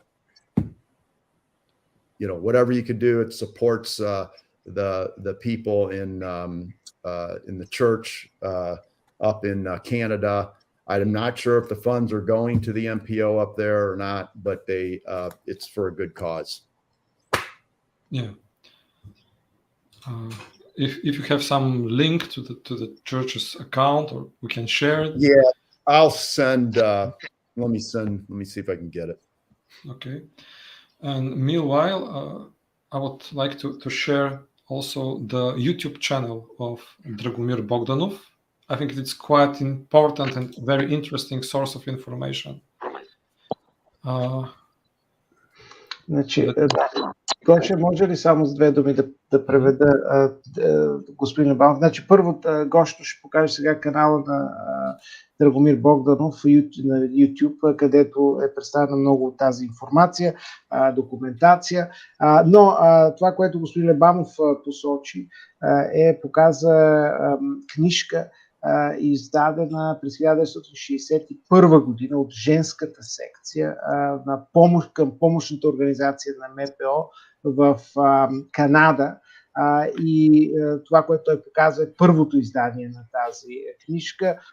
Тя може да се намери просто копие, препечатно копие от Амазон, и това, което се уточни преди малко, че той ще сподели такава връзка, такъв линк, и ще могат зрителите и гледачите да получат тази информация. Но това, което господин Лебанов каза, че добре, ако забравим чисто политическите, етническите, етнонационалните, идентичностите, идентитетските прашания, в крайна сметка това, което нас ни свързва, е общата храна, да кажем баницата, вид, което представлява вид штрудел, всички други хранителни рецепти, за които макар че имаме различни имена, и тези имена варират от регион на регион, те в крайна сметка са много общи. Аз, например, казвам, се научих да готвя много от тези храни, те са изключително богати, интересни. Днес това е нещо много важно и нещо, което може да ни обедини. За съжаление, ние не можем да забравим и да пренебрегнем и да преодолеем историческите проблеми. Аз нямам и не нося розови очила и не виждам живота в розови очила, че всички тези политически въпроси и огради, прегради пред сътрудничеството могат така лесно да бъдат преодоляни, но все пак трябва да опитаме. Това, което той каза също така, е, че средствата от тази книга, той не е сигурен дали ще отидат за подкрепа на хората и в църквата от Канада, но би желал и именно за това той споделя с нас тази информация.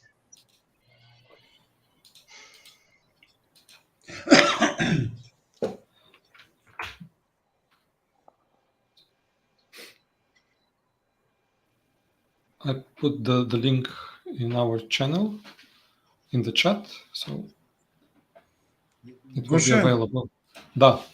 да почнеме со прашањето од или како Да, идва, да. It is a time to give the floor to our viewers who are so patient and all the time very interested. We have plenty of comments in the chat section, which is nice.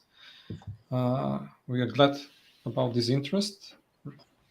Ако може само да, ако може само да одговорам да се надоврзам на она што кажа Тане. Значи, да, мојот избор беше тој. Јас можев да се приклучам кон другата организација, меѓутоа сакам да кажам дека мојата цел никогаш не била да пропагирам нечија вистина, туку да дојдам до самата вистина, нели, вистинската вистина, така да се изразам на еден начин. Конфликтот кој што постои меѓу тие две организации во моментот е тој на историјата со сегашноста. Значи, со текот на времето, како што се развивале работите, имаме, нели, вардарскиот дел останал во рамките на Југославија, пиринскиот дел во рамките на Бугарија и егејскиот дел во рамките на Грција. Во тој период на почетокот кога се формирала МПО како организација, членови се македонци од сите овие делови на географска Македонија. И вклучително и мои сограѓани, нели, еден од првите редактори на Македонска трибуна, мислам дека двајца има од Битола, од мојот роден град, има Љубен Димитров и Зографов, мислам дека беше. И сите, значи, со текот на времето сите си ја представувале својата вистина и пропаганда, да кажеме, делот на Југославија, нели, денешна Вардарска Македонија, денешното обединета македонска диаспора представува тоа гледиште на, нели, на југословенската историографија. Од друга страна, членови од Егејска Македонија, освен постарите членови на МПО, денес немаме, нели, тие се веќе поголемото, нели, мнозинството од нив се веќе со грчка национална свест, тие се членуваат во грчки организации. И мислам дека мојот избор беше токму таков заради тоа што ни недостасуваат некакви луѓе кои ќе бидат мост помеѓу тие различни разбирања на историјата. И без разлика на сегашноста, мислам дека ние мораме да бидеме доследни на нашите предци, на она кое што тие го оставиле како аманет, како историски документи, и не смееме едноставно да ги менуваме тие факти и да проектираме денешната, нели, интерпретација на историјата во минатото.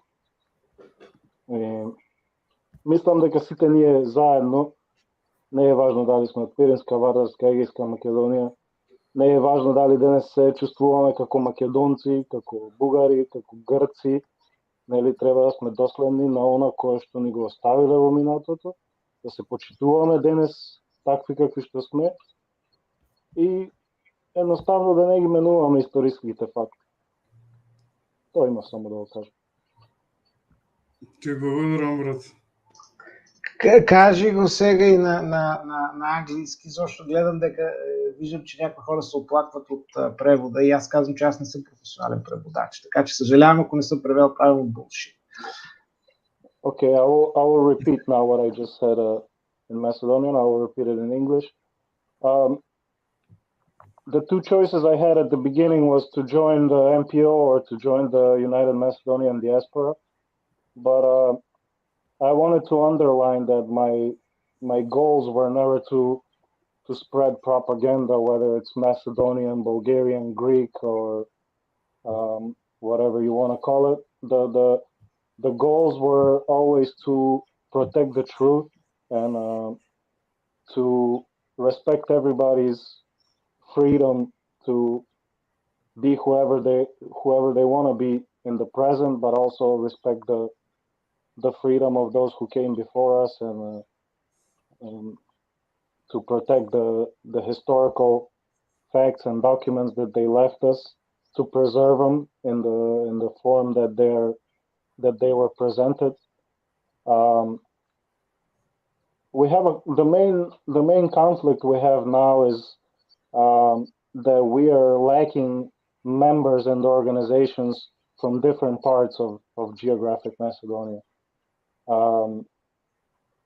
In the beginning, when the organization was formed, I think that there were members from all parts of Macedonia, including Vardar, Ege, and Pirin Macedonia. Currently, I feel like there's a clash of interests and clash of different interpretations, whether it's Bulgarian, Yugoslav, Macedonian, Greek, and that is okay. I personally, I don't mind this as long as it's in a civilized manner, as long as people present their truth in a civilized manner. But I think this is what we're lacking. I think we have people who want to attack the other side and want to present their truth as the ultimate truth, while presenting the facts from the past according to their views, and undermining certain things, and underlining other things that go according to their propaganda. Мислам дека тоа беше, ако пропуштив нешто, поправете. Супер беше, брат. Гоше, како одиме сега? Така, имам малко снимки. I have some photos that Dragomir Bogdanov sent to me. Слики от МПО документи, устав, декларации и резолюции, кои могат да бъдат интересни. Някои са на български език писани, някои на английски, но можем да ги пуштиме и да ги коментираме. Защото в тях има и някои отговори на прашания на наши гледачи. Така, преко сликите може и коментари да направим и да дадем и отговорите на това, което са ни питали някои гледачи, като ги гледам. А пък отделно ще дадем можност на гледачите и да получат отговори на прашаните, които ги нема на сликите. Но сликите са важни, пак казвам, защото не всеки може да купи книгите на Драгомир Богданов. Там има хиляди. Но все пак да дадем някой контекст. Така че, ако ми дозволите, I would like just to ask Tommy if you have some more time. We don't want to misuse with your patience. So I do. I'm reading some comments, okay. on my phone. Oh, it's okay. Okay. I'd like to mention, so Bobby Nikolovsky. Bobby Nikolovsky, yeah. Nikolsky. He'd asked, why isn't the organization called the Macedonian Bulgarian Patriotic Organization? And I think it's a great question, Bobby, and this gets to the misrepresentation and maybe some of the hatred or demeaning that Christian mentioned. I had sent a link, Georgie, on the bylaws of the MPO. Bylaws, you can pull up. I'm happy to read. But first of all, the MPO was created for human rights and essentially supporting all people of Macedonian heritage descent, right? Whether you're Serbian, Greeks, if you're from the regions of Macedonia, you can be a member. Okay, your spouses, if they are not, can be an associate member. But our organization was founded by Bulgarians from Macedonia, but the organization and our founders of the organization understood that there were other ethnicities and other people that were part of the geographic region and also needed to be supported regardless of their ethnicity or beliefs. So you kind of have to get back past all of this. I just call it just hatred and propaganda. That's not what the MPO was for. We were founded by Bulgarians. We are for the truth, but we're also for protecting people. And I would protect you, your family, your spouse, whoever it is. If there's any persecutions from anyone, it's not right, and that's one of our goals. So I hope that made it clear. I think you're trying to catch certain things. You made a comment about Lorraine, USA. I'm unfamiliar with that. I just know that my grandfather came through La Lorraine, the boat, from Le Havre, France. So I'm not sure if there's something there, but I have no idea of a MPO chapter in Lorraine, wherever that is. I'm unaware of that. Good. Само да го преведа, Жора, извинявай, ще го преведа на български, защото очевидно Боби, предполагам, знае английски, по-скоро за българските гледачи, зрители. Защо не се нарича Българо-македонска патриотична организация, само македонско? И отговора на Томас Лебамов е, да, това е чудесен въпрос и той всъщност показва някои от фундаментите, основите на наличието на така омраза и в някакво пренебрежително отношение към българите, което наблюдаваме. Значи, вижте, трябва да погледнем към самия устав на Македонската патриотична организация. На първо място, МПО в уставът е записано, че е създадена за защита на човешките права и на хората, които имат произход или потекло точно от тази част на света, от Македония. И трябва да бъдеш от Македония, за да можеш да бъдеш член. Така. Но ние много добре разбираме, че в Македония няма само българи, има и други етнически групи. В този смисъл тези други етноси, други етнически групи също трябва ли да бъдат представени. Така. И тяхното представителство също, и тяхните права също трябва да бъдат защитавани. Но истината е, че организацията е основана от българи и част от нейната функция, разбира се, е да запазва и представя истината, историческата истина, но също така да представя и някаква защита на хората и на населението от този район. Относно въпроса за Лорейн, САЩ, значи това, което аз зная, казва господин Лебамов, е, че моите родители са дошли с корабът Лорейн и от френската част, но аз конкретно не знам и не ми е известно наличието на секция Лорейн някъде на територията на Съединените щати, където и да е било това. Има такава секция. Аз след малко ще покажа две нейни фотографии. Тъй като това е част от нещата, с които може да се злоупотребява. Така че ето едно от нещата. И се злоупотребява сега, да. Ето е първата от Лорейн, Охайо. Това е едно тържество, организирано от Македонската патриотична организация. Тогава още е Македонска политическа организация. Всъщност не, вече е патриотична организация. Ето гледаме печат. Macedonian Patriotic Organization. Президент на секцията в Лорейн, Охайо е Томас Велев. Секретарят, можете ли да го разчетете? Лазаров, но не виждам първото име. Как е? Сега, виждаме, тук пише Македония на македонците. За независима... Не, за нея ние се борим, за нея ние... Какво тане? Мрем. Ето.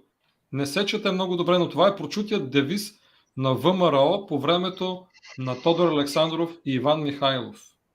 И действително на знамето пише MP Organization Alexander the Great, Лорейн, Охайо.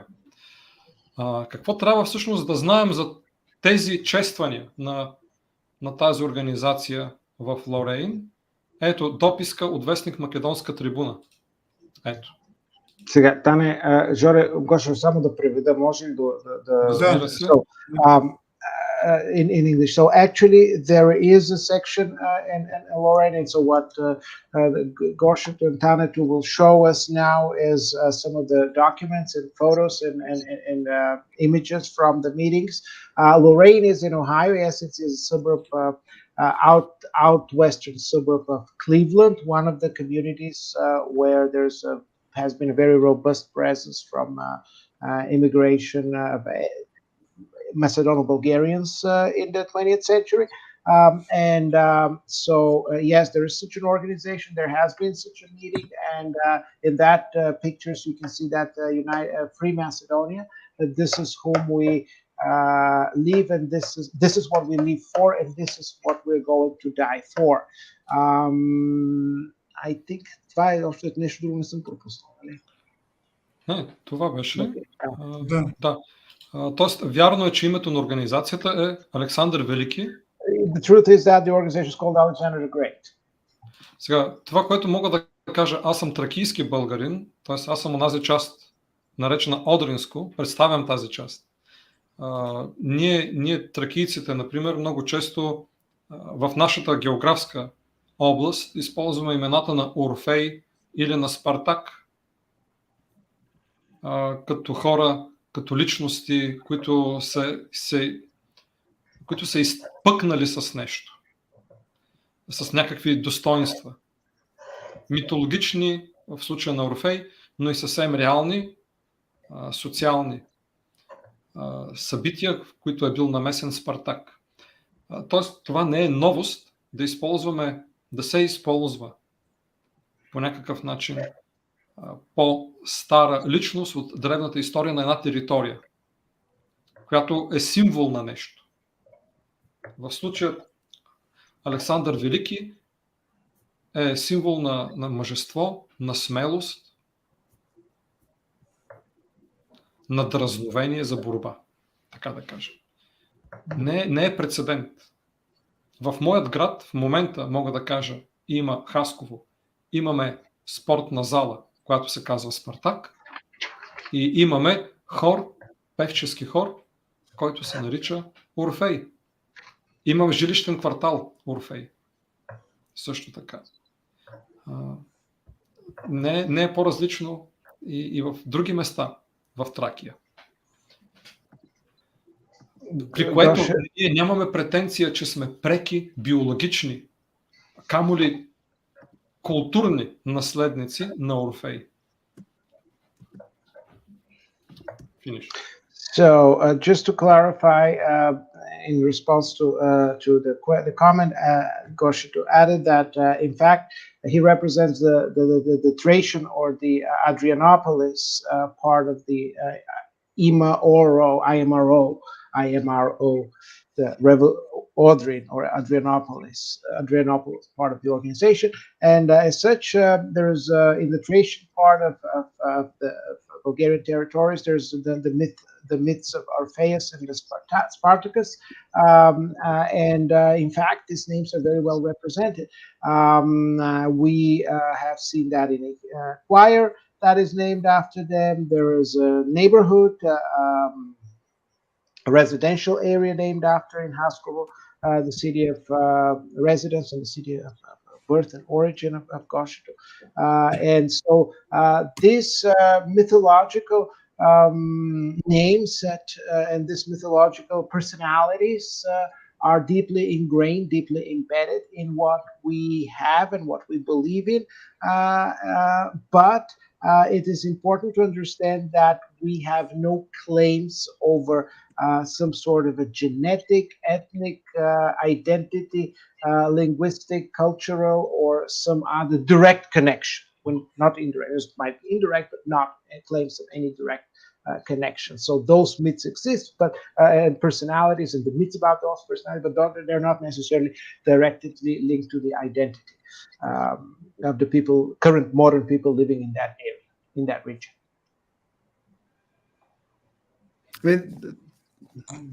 Гоше, мутиран си.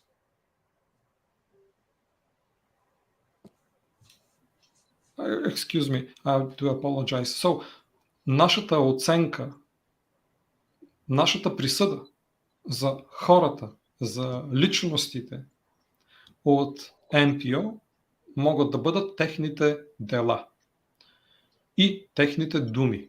Ето какво пише вестник Македонска трибуна за едно събитие, организирано от НПО Александър Велики.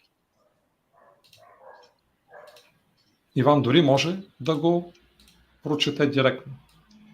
So this is a document from an event organized by MP Alexander the Great as a source of who these people are, what they believed in, what their identity, but also what their understanding about the meaning of Alexander the Great was. So on the occasion of the 32 years of the glorious Ilinden uprising, it's just Ilinden, the MPO Alexander the Great in the city of Lorraine, together with MPO Vardar from this town, city of Cleveland,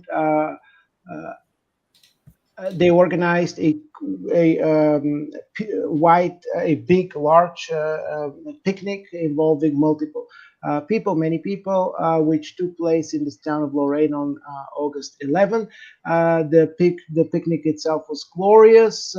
It was visited by multiple patriotic Bulgarians from Macedonia and the kingdom on from both towns, as well as in their surroundings, as well as their suburbs. There was a special bus organized from Cleveland, because it's about,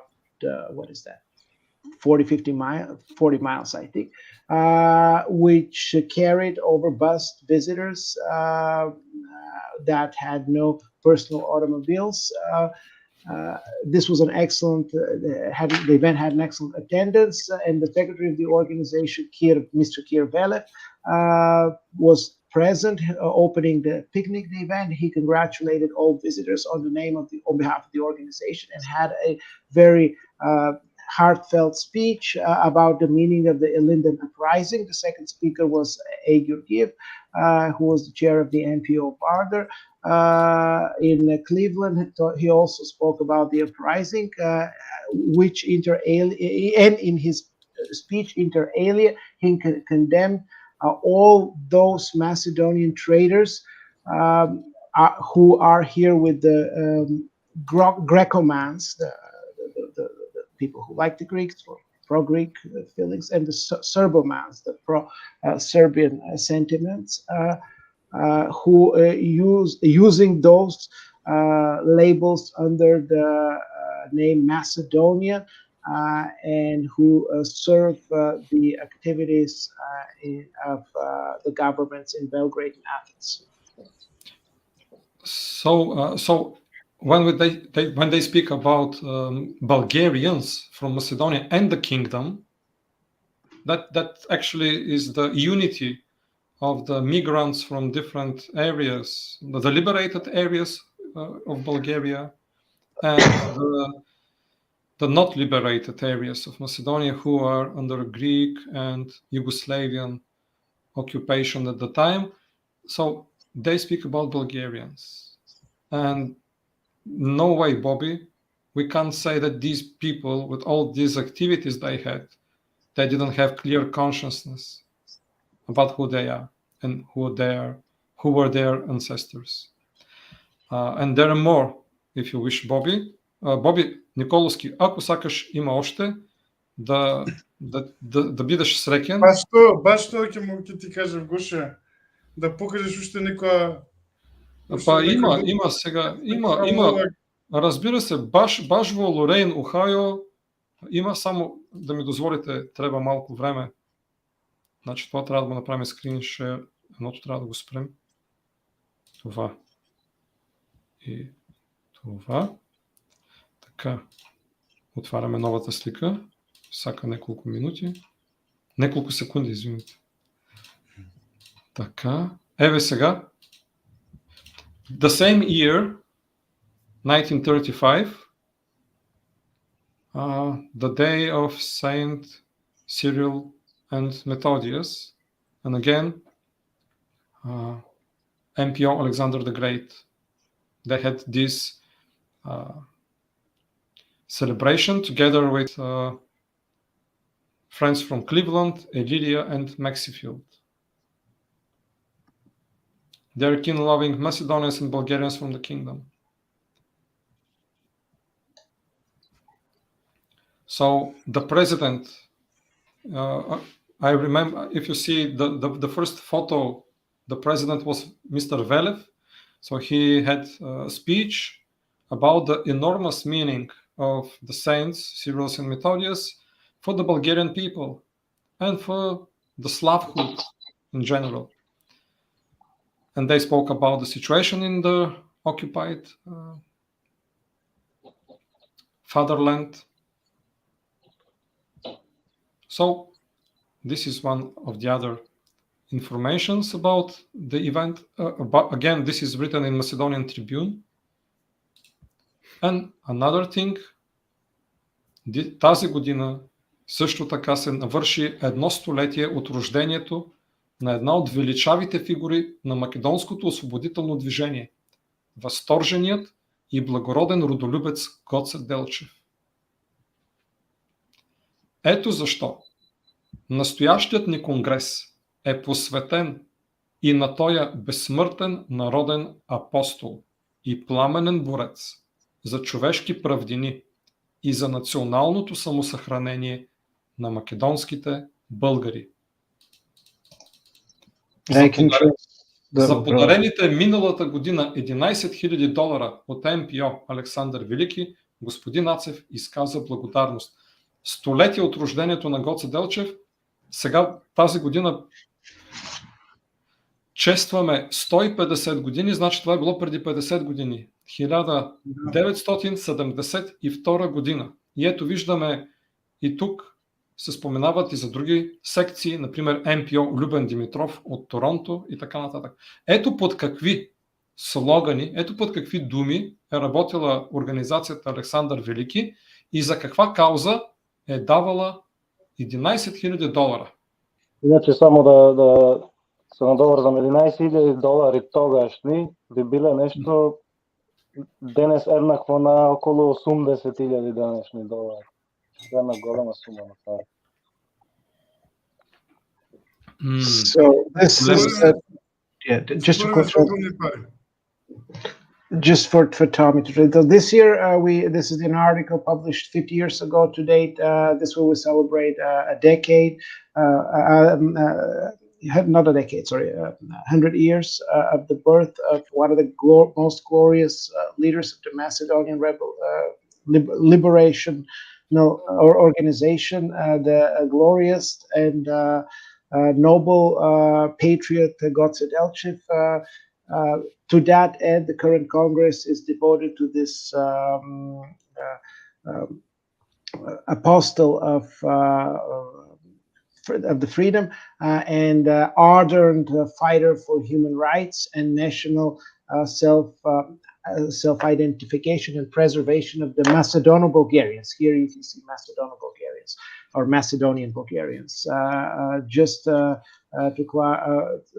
The chair of the organization, Petar Atsev, expressed his gratitude for the $11,000 that the MPO Alexander the Great donated to the MPO organization, and that is equivalent, as Christian said, to $80,000 today, today's value. And I think сега е моментът, this is now the moment, Tommy, to present to you Maestro Hristo Hristov. He's one of our viewers online. He is commenting on our chat section. Hristo Hristov is the grandson of Hristo Delčev, the youngest brother of Goce Delčev. So one more person from Kukuš with Macedonian roots, from Kukuš, from Aegean Macedonia, and he is one of our viewers. Actually, And also our he's friend he's complimenting Ivan for the translation, for the good quality of the translation, and we are enormously obliged to Ivan for his work this evening, really. So thank you, Spoliti, Ivane. So there are many people who watch us, important persons. Actually, all of our viewers is important for us, even Bobby.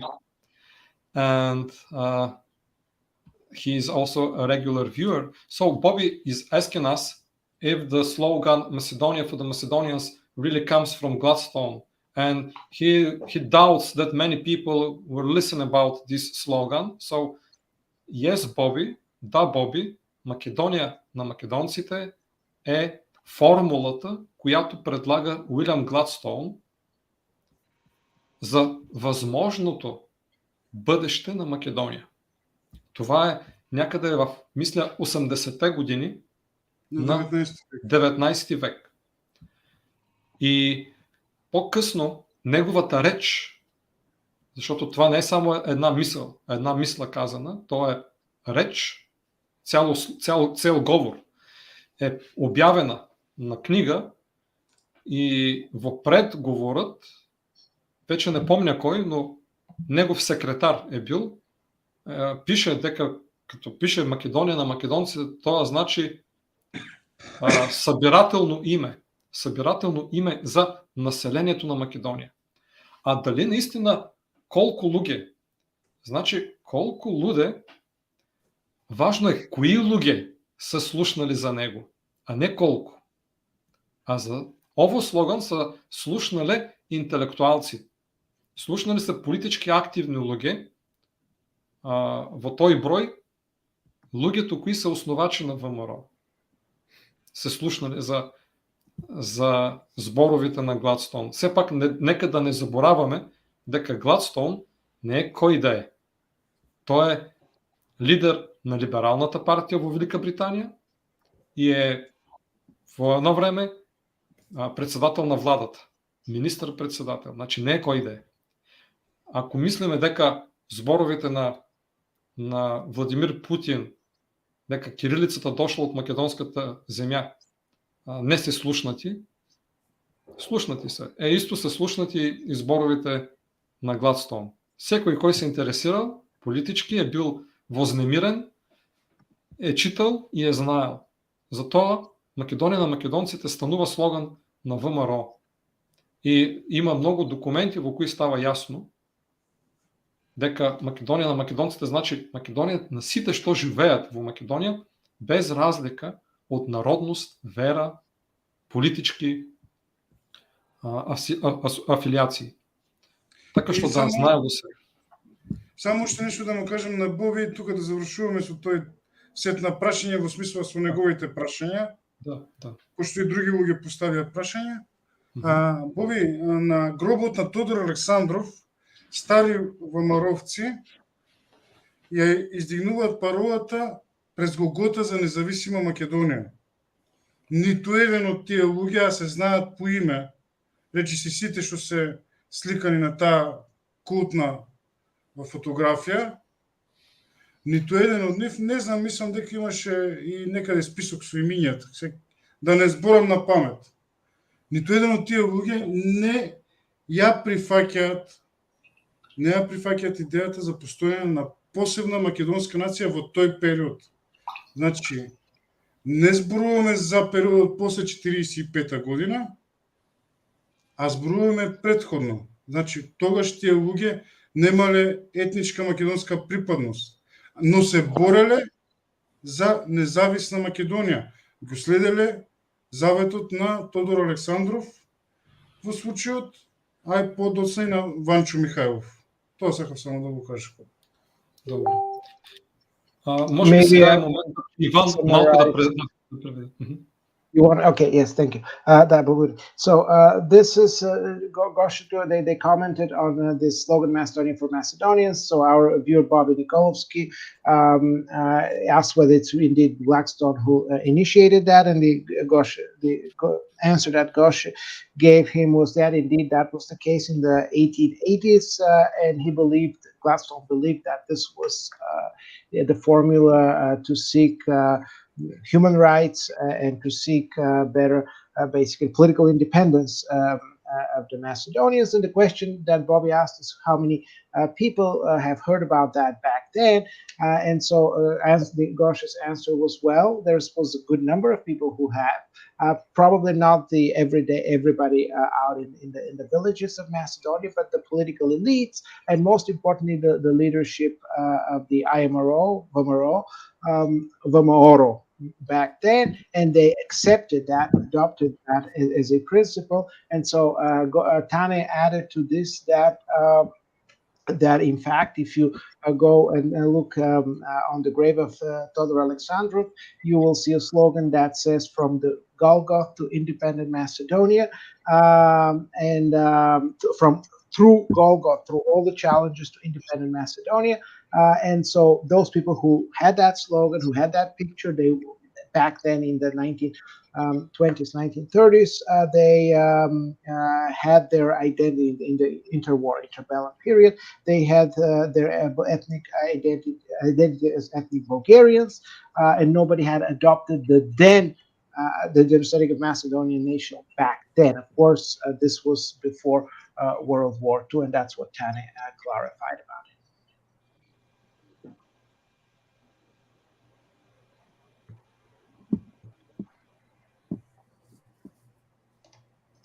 Goše, mutnaci. Okay. So let's discuss some documents of MPO, official documents and statements. Could be very useful for our viewers to have the context and the clear information about the positions of MPO in the political context in the 20th century. It was very changing and shifting very often into different historical troubles and situations, but MPO, they stood for something, and their documents present what about they were. So, това е писмо окръжно от Централния комитет на МПО, подписано от председателя Пандил Шанев от 1925 година. В това окръжно Пандил Шанев се обръща към секциите на МПО. Това е само 3 години след създаването на МПО. И Шанев се обръща към секциите да организират чествания за денят на Свети Кирил и Методий. Няма да чета целият текст. Само ще обърна внимание на няколко фрази. Тук пише: македонският българин, съзнавайки значението на празника, отпразнуваше този ден по един най-тържествен начин. В него ден, по-добре от всякога, Македония показваше своят истински национален облик. Така беше преди фаталната за Македония 1912 година. И така нататък, и така нататък. След което пише за тези части от родината, които изнемогват под сръбски и гръцки гнет.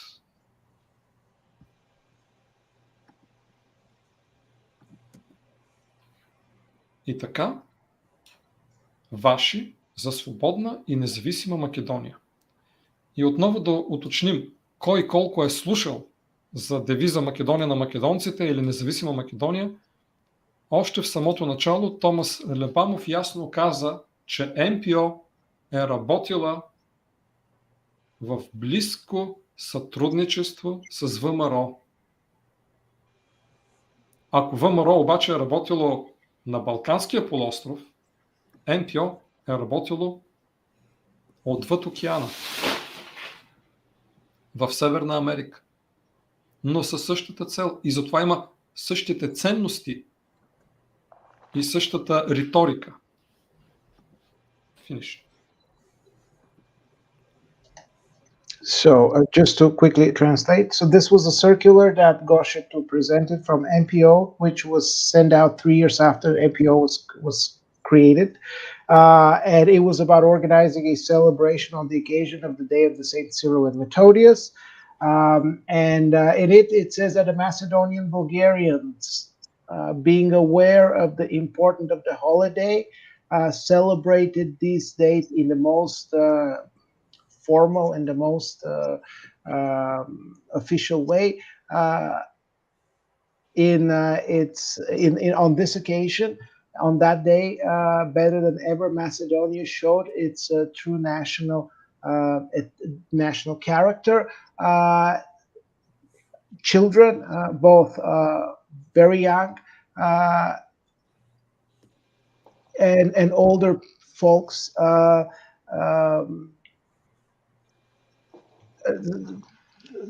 set aside their daily concerns and celebrated the day, the holiday, with a great national sentiment, the whole, and so on and so forth.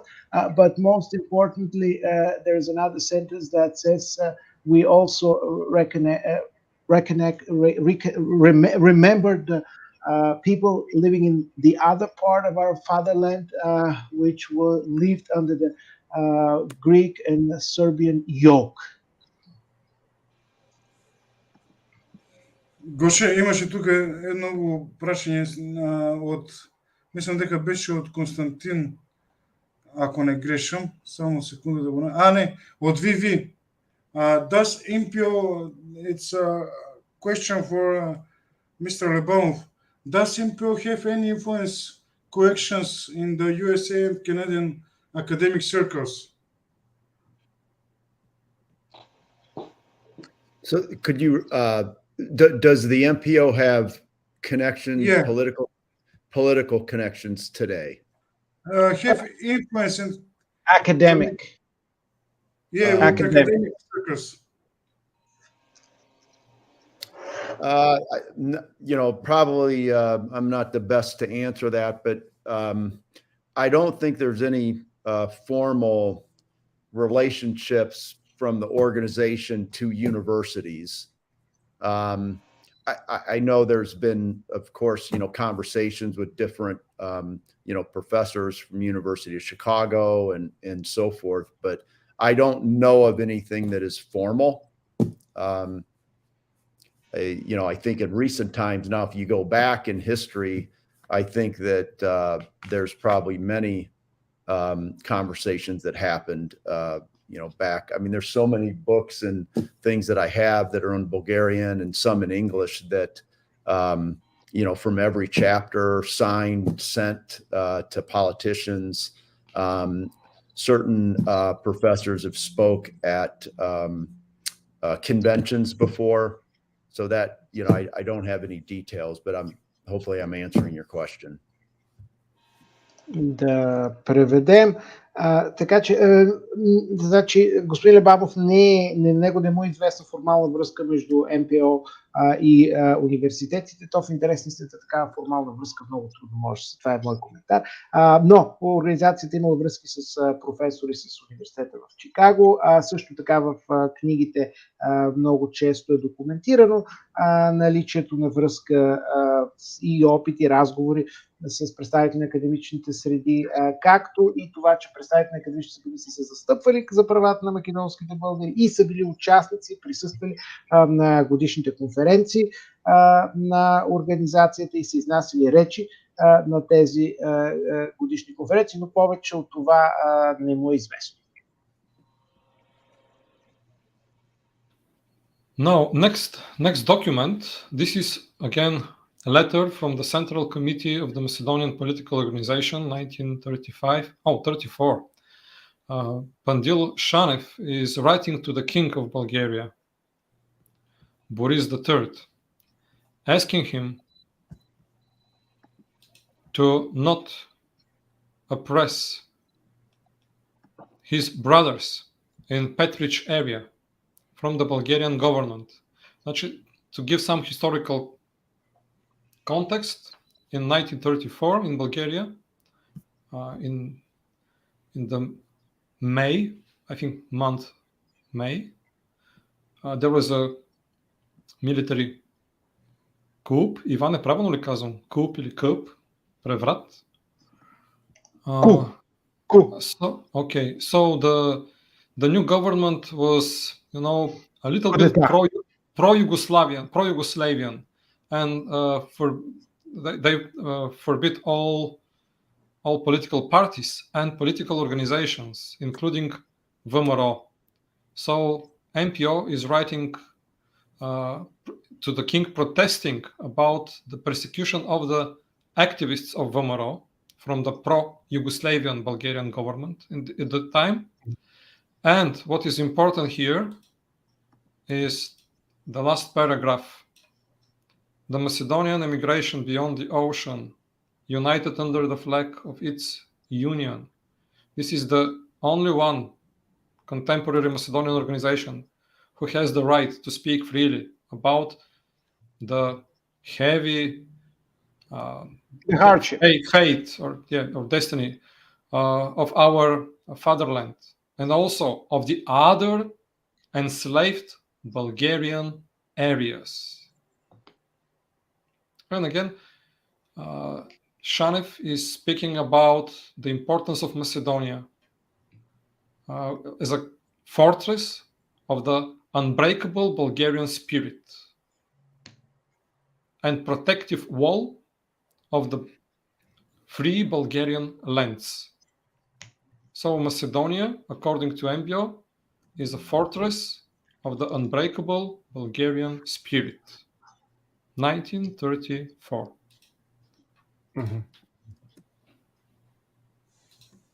Гоше да видим още някое прашање. Ако намериш някое, казвай го. Само да видим с превода. Или няма да трябва превод за това. Сега българските гледачи... Колко имаше неколко прашања да одбереме. И на колко са хубави, ама някои от тях ги имаме и в сликите като отговори, пък Огнян Куцев ще си чита текстовете. Айде минаме. Така, 1941 година Македонска трибуна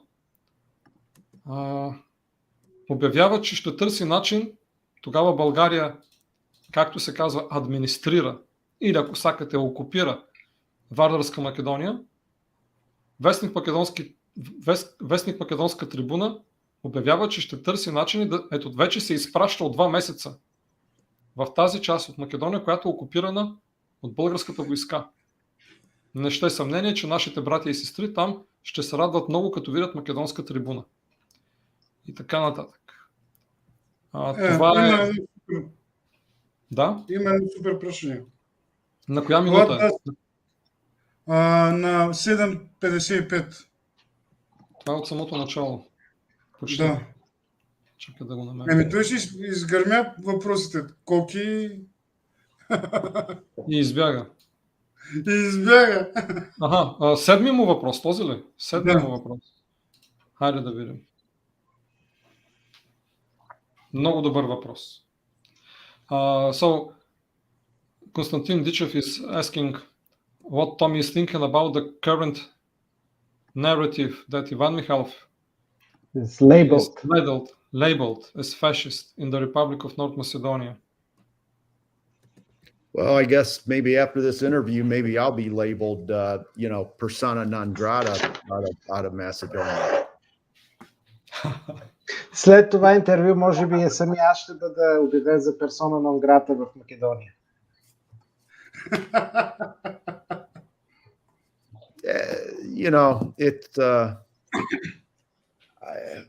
Anybody can say anything today. It's just fallacy. Хората са свободни да кажат каквото искат, но това е просто измама, това е неправилно представяне, това е лъжа. Okay. Аз бих искал да добавя нещо по тази тема.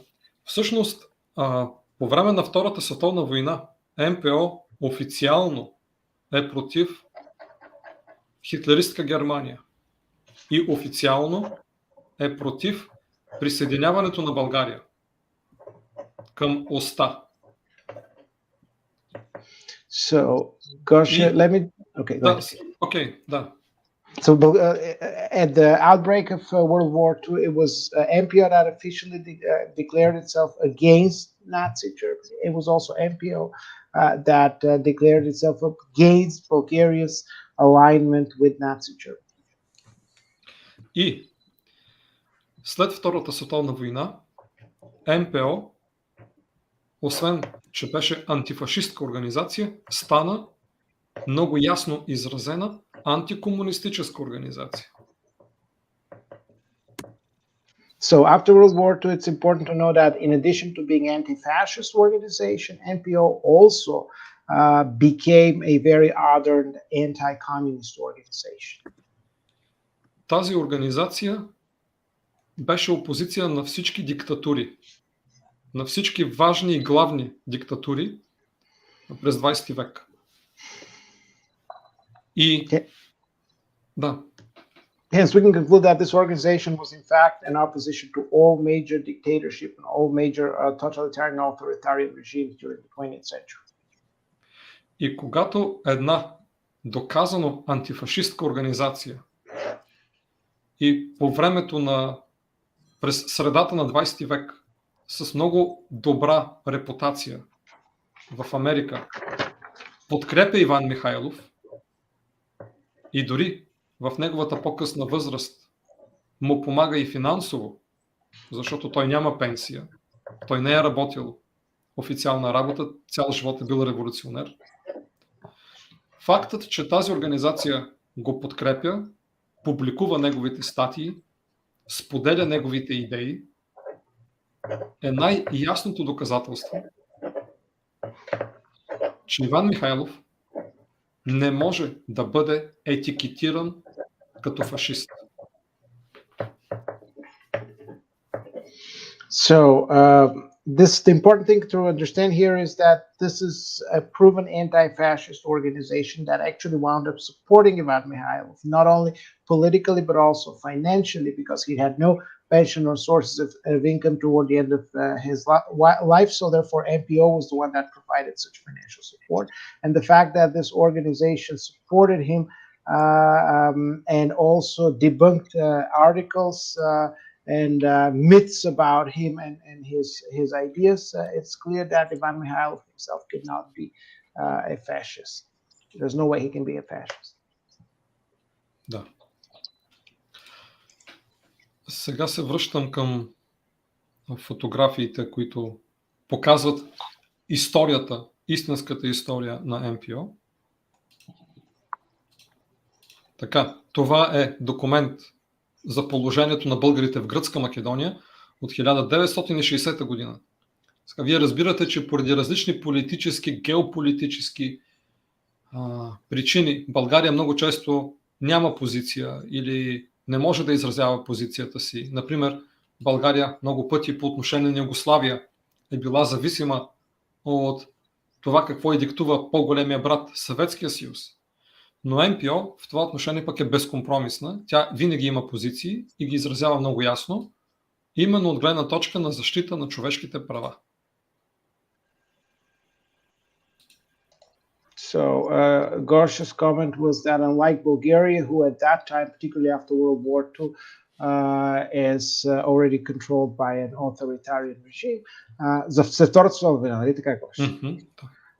And unlike Bulgaria's own constraints, alignment with the communist system and the pro-Soviet regime, then MPO, being based in the United States, had the freedom to express its opinion, its take, without being constrained by any major political factors. И много ясно във всички документи се пише за българи в Македония. Според всички преброявания, според източници от други държави, МПО се позовава на такива източници. Ето, например, тук четем доклада на комисията на Карнеги, която е доста известна. Тя е тази, която през 1913 година разследва и опожаряването на Кукуш и така нататък.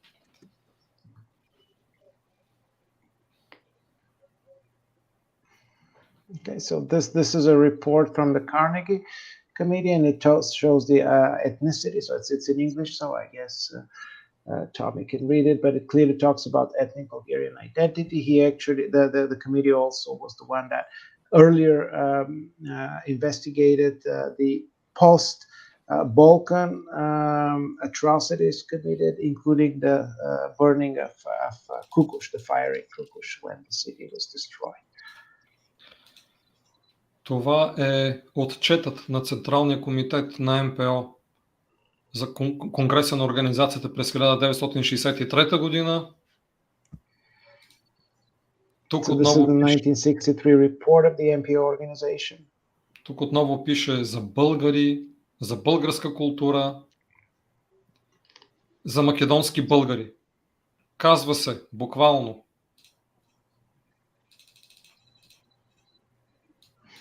македонските българи ще намерят сили в себе си и този път, за да разбият с течение на времето с борба с лъчите на правдата и истината, тъмнината, която е заболила тяхната земя, а се опитва да помрачи душите и съзнанието на народа. Macedono-Bulgarians will find once again in itself the way to debunk over time with fight and and with the light of truth and justice, the darkness which has covered their land and is trying to impose darkness upon their souls and their and the self-consciousness of the people there. Друг отчет, отново на Централния комитет на МПО от 1969 година, когато са отбелязани 1000 години от успението на свети Константин Кирил философ. 1100, да, извинявайте. So this is 1100 years since the sanctification of Saint Cyril. Yes. И отново в този отчет пише за македонските българи, пише за българската просвета, включително на територията на Македония. Споменава се достойният вожд на борческа Македония Иван Михайлов. So, and in the report, what you can see is that they're talking about the activity of the organization, including the educational activities of the in Macedonia. And what it says is that Goша, може ли малко още да го подигнеш? It talks about the spiritual breach that exists between us and then the friendship that exists with the honorable leader of the resistant and fighting Macedonia, Ivan Mikhailov. Това е декларация от 1970 година, посветена на добре планираният национално-културен геноцид от страна на македонското, тогава по-скоро на Народна република Македония правителство, над българското културно-историческо наследство. В Македония, ето, изразът национално-културен геноцид заслужава особено внимание. 1970 година става дума за ясните фалшификации, откровените фалшификации на текстове.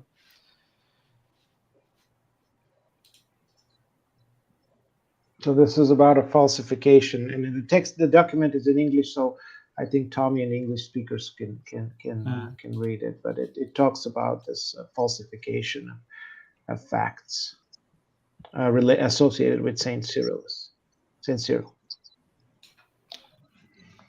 И така, това е календар от 1974 година, календар на МПО за годината, с изглед от село Дреновини, което е в Егейска Македония. So this is a calendar from the coastal village of Drenovini. I have to check the current name, but it's from the coastal area. I will tell you now what's called in Greek. Okay, and the year of the calendar is 1974. And this is the description of Cranionas. Okay, Drenoveni, nowadays officially Cranionas. Drenoveni take big participation in the fight against the Sultan regime.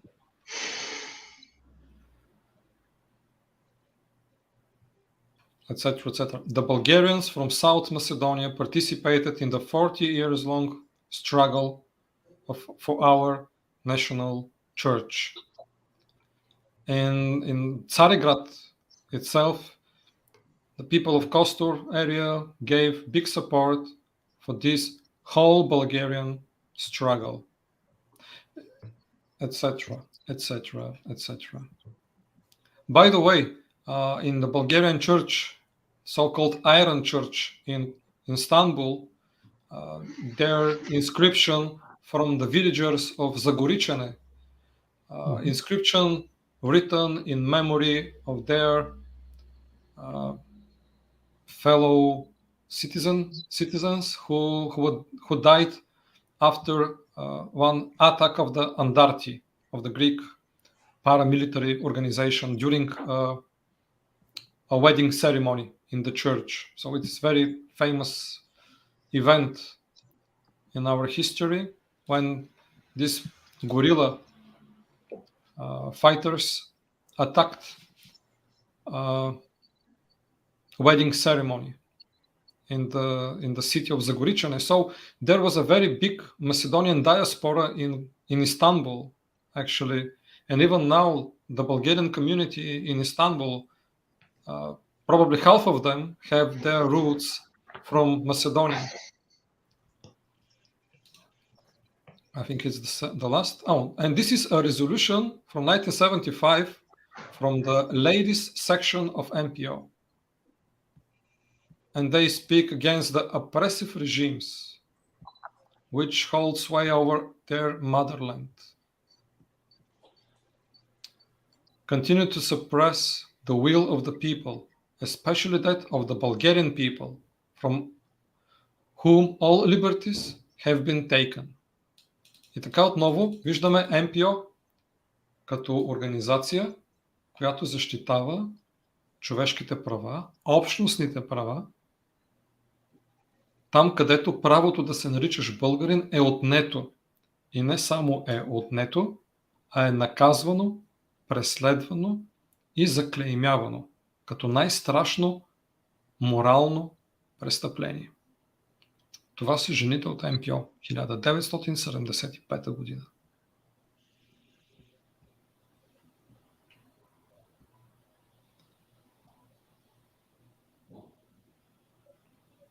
И така. So this is the resolution from MPO Women, 1975, and it's in English, so I'm not going to go ahead and translate it, but again, condemning human rights violations. Now, this is our cover for today, and yeah, Macedonian Tribune head page about the Great Lie or History of the Macedonian People. 1970, this is a comment of the 3-volume book called Macedonian People, published in Skopje. So basically, this is a critique of the corrections of the original historical sources and the replacement of the original identity of real historical personalities. In those days, People's Republic of Macedonia. Or correct me, Christian, maybe in 1969 it was already Socialist Republic of Macedonia. I don't know. 1969. Yeah, it was Socialist Republic of Macedonia. Okay. So this is Macedonian Tribune. Very clear position. And again, about so-called Day of the People's Uprising. They called it the Macedonian Day of Mourning. And greeting from Ivan Mikhailov. Greetings from Ivan Mikhailov. This is a letter from Ivan Mikhailov to the annual convention of MPO. I think there are no more, which is good. Да преведем на български, значи това е за 11 октомври, който в Македония се представя като ден на всенародното въстание на македонският народ. Те го обявяват като ден на всенародна печал. Точно обратното на въстание. Нали? Всенародна печал съгласно македонска трибуна и съответно поздрави от Иван Михайлов. Направо, да. Добро обяснение от... Да, предлагам да се ориентираме към приключване. Таня, ако ти си видял някои интересни въпроси, на които да отделим малко време. Сега последният въпрос на ВВ. Дали сега в момента има женска организация на МПО? Whether the question, VV, one of our viewers, VV, has a question whether currently you have a women's organization of MPO, a women's chapter. I think this is for Tommy. Yeah.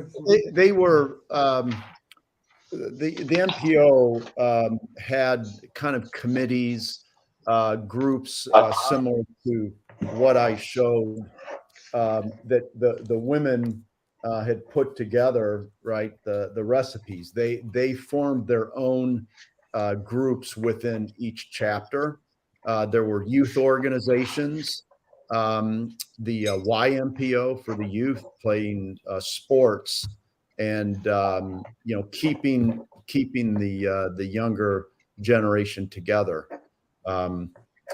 So it very much was, we were a strong organization and still can be. It was started with Macedonians that were Bulgarians, but I was looking through the original 1920. It was filed in 1925, but the original bylaws or the incorporation to allow us to become an entity. And the goals the single goal hasn't changed, was for the mutual assistance and protection of the people of Macedonia. That's it. So even though we were Bulgarians that created this organization and supported it, they understood that there were many people and races in Macedonia, and they wanted to support all people because they were in support of a independent and free Macedonia. A Switzerland of the Balkans, as Mihailov wrote. This one was converted to English. That's it. And so I think over the years, things have been twisted politically and by the Tito Yugoslavs government. So I think it's important to, if we can get this message out, don't have to fear that there's Bulgarians here with one eye on their forehead. So I'm gonna Georgia, I'm gonna have to drop off this time with the family this afternoon. So if there's anything else that you guys want to ask me or need, and I'm happy to come on again if required. Yeah, we will be very honored if you have time for another episode with you. There are plenty of interesting topics and many questions. We couldn't cover many of them.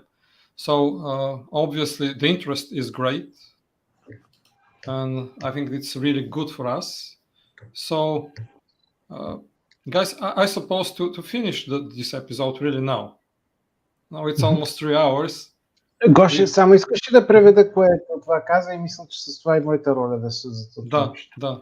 Значи МПО имала сходни групи женски секции, женски клубове и подобни групи, които са формирали собствени цели в организацията. Особено в миналото, особено значимо днес е групи, които се занимавали с различни видове спортове, нали, да жените, младите хора да се активират в спортна дейност.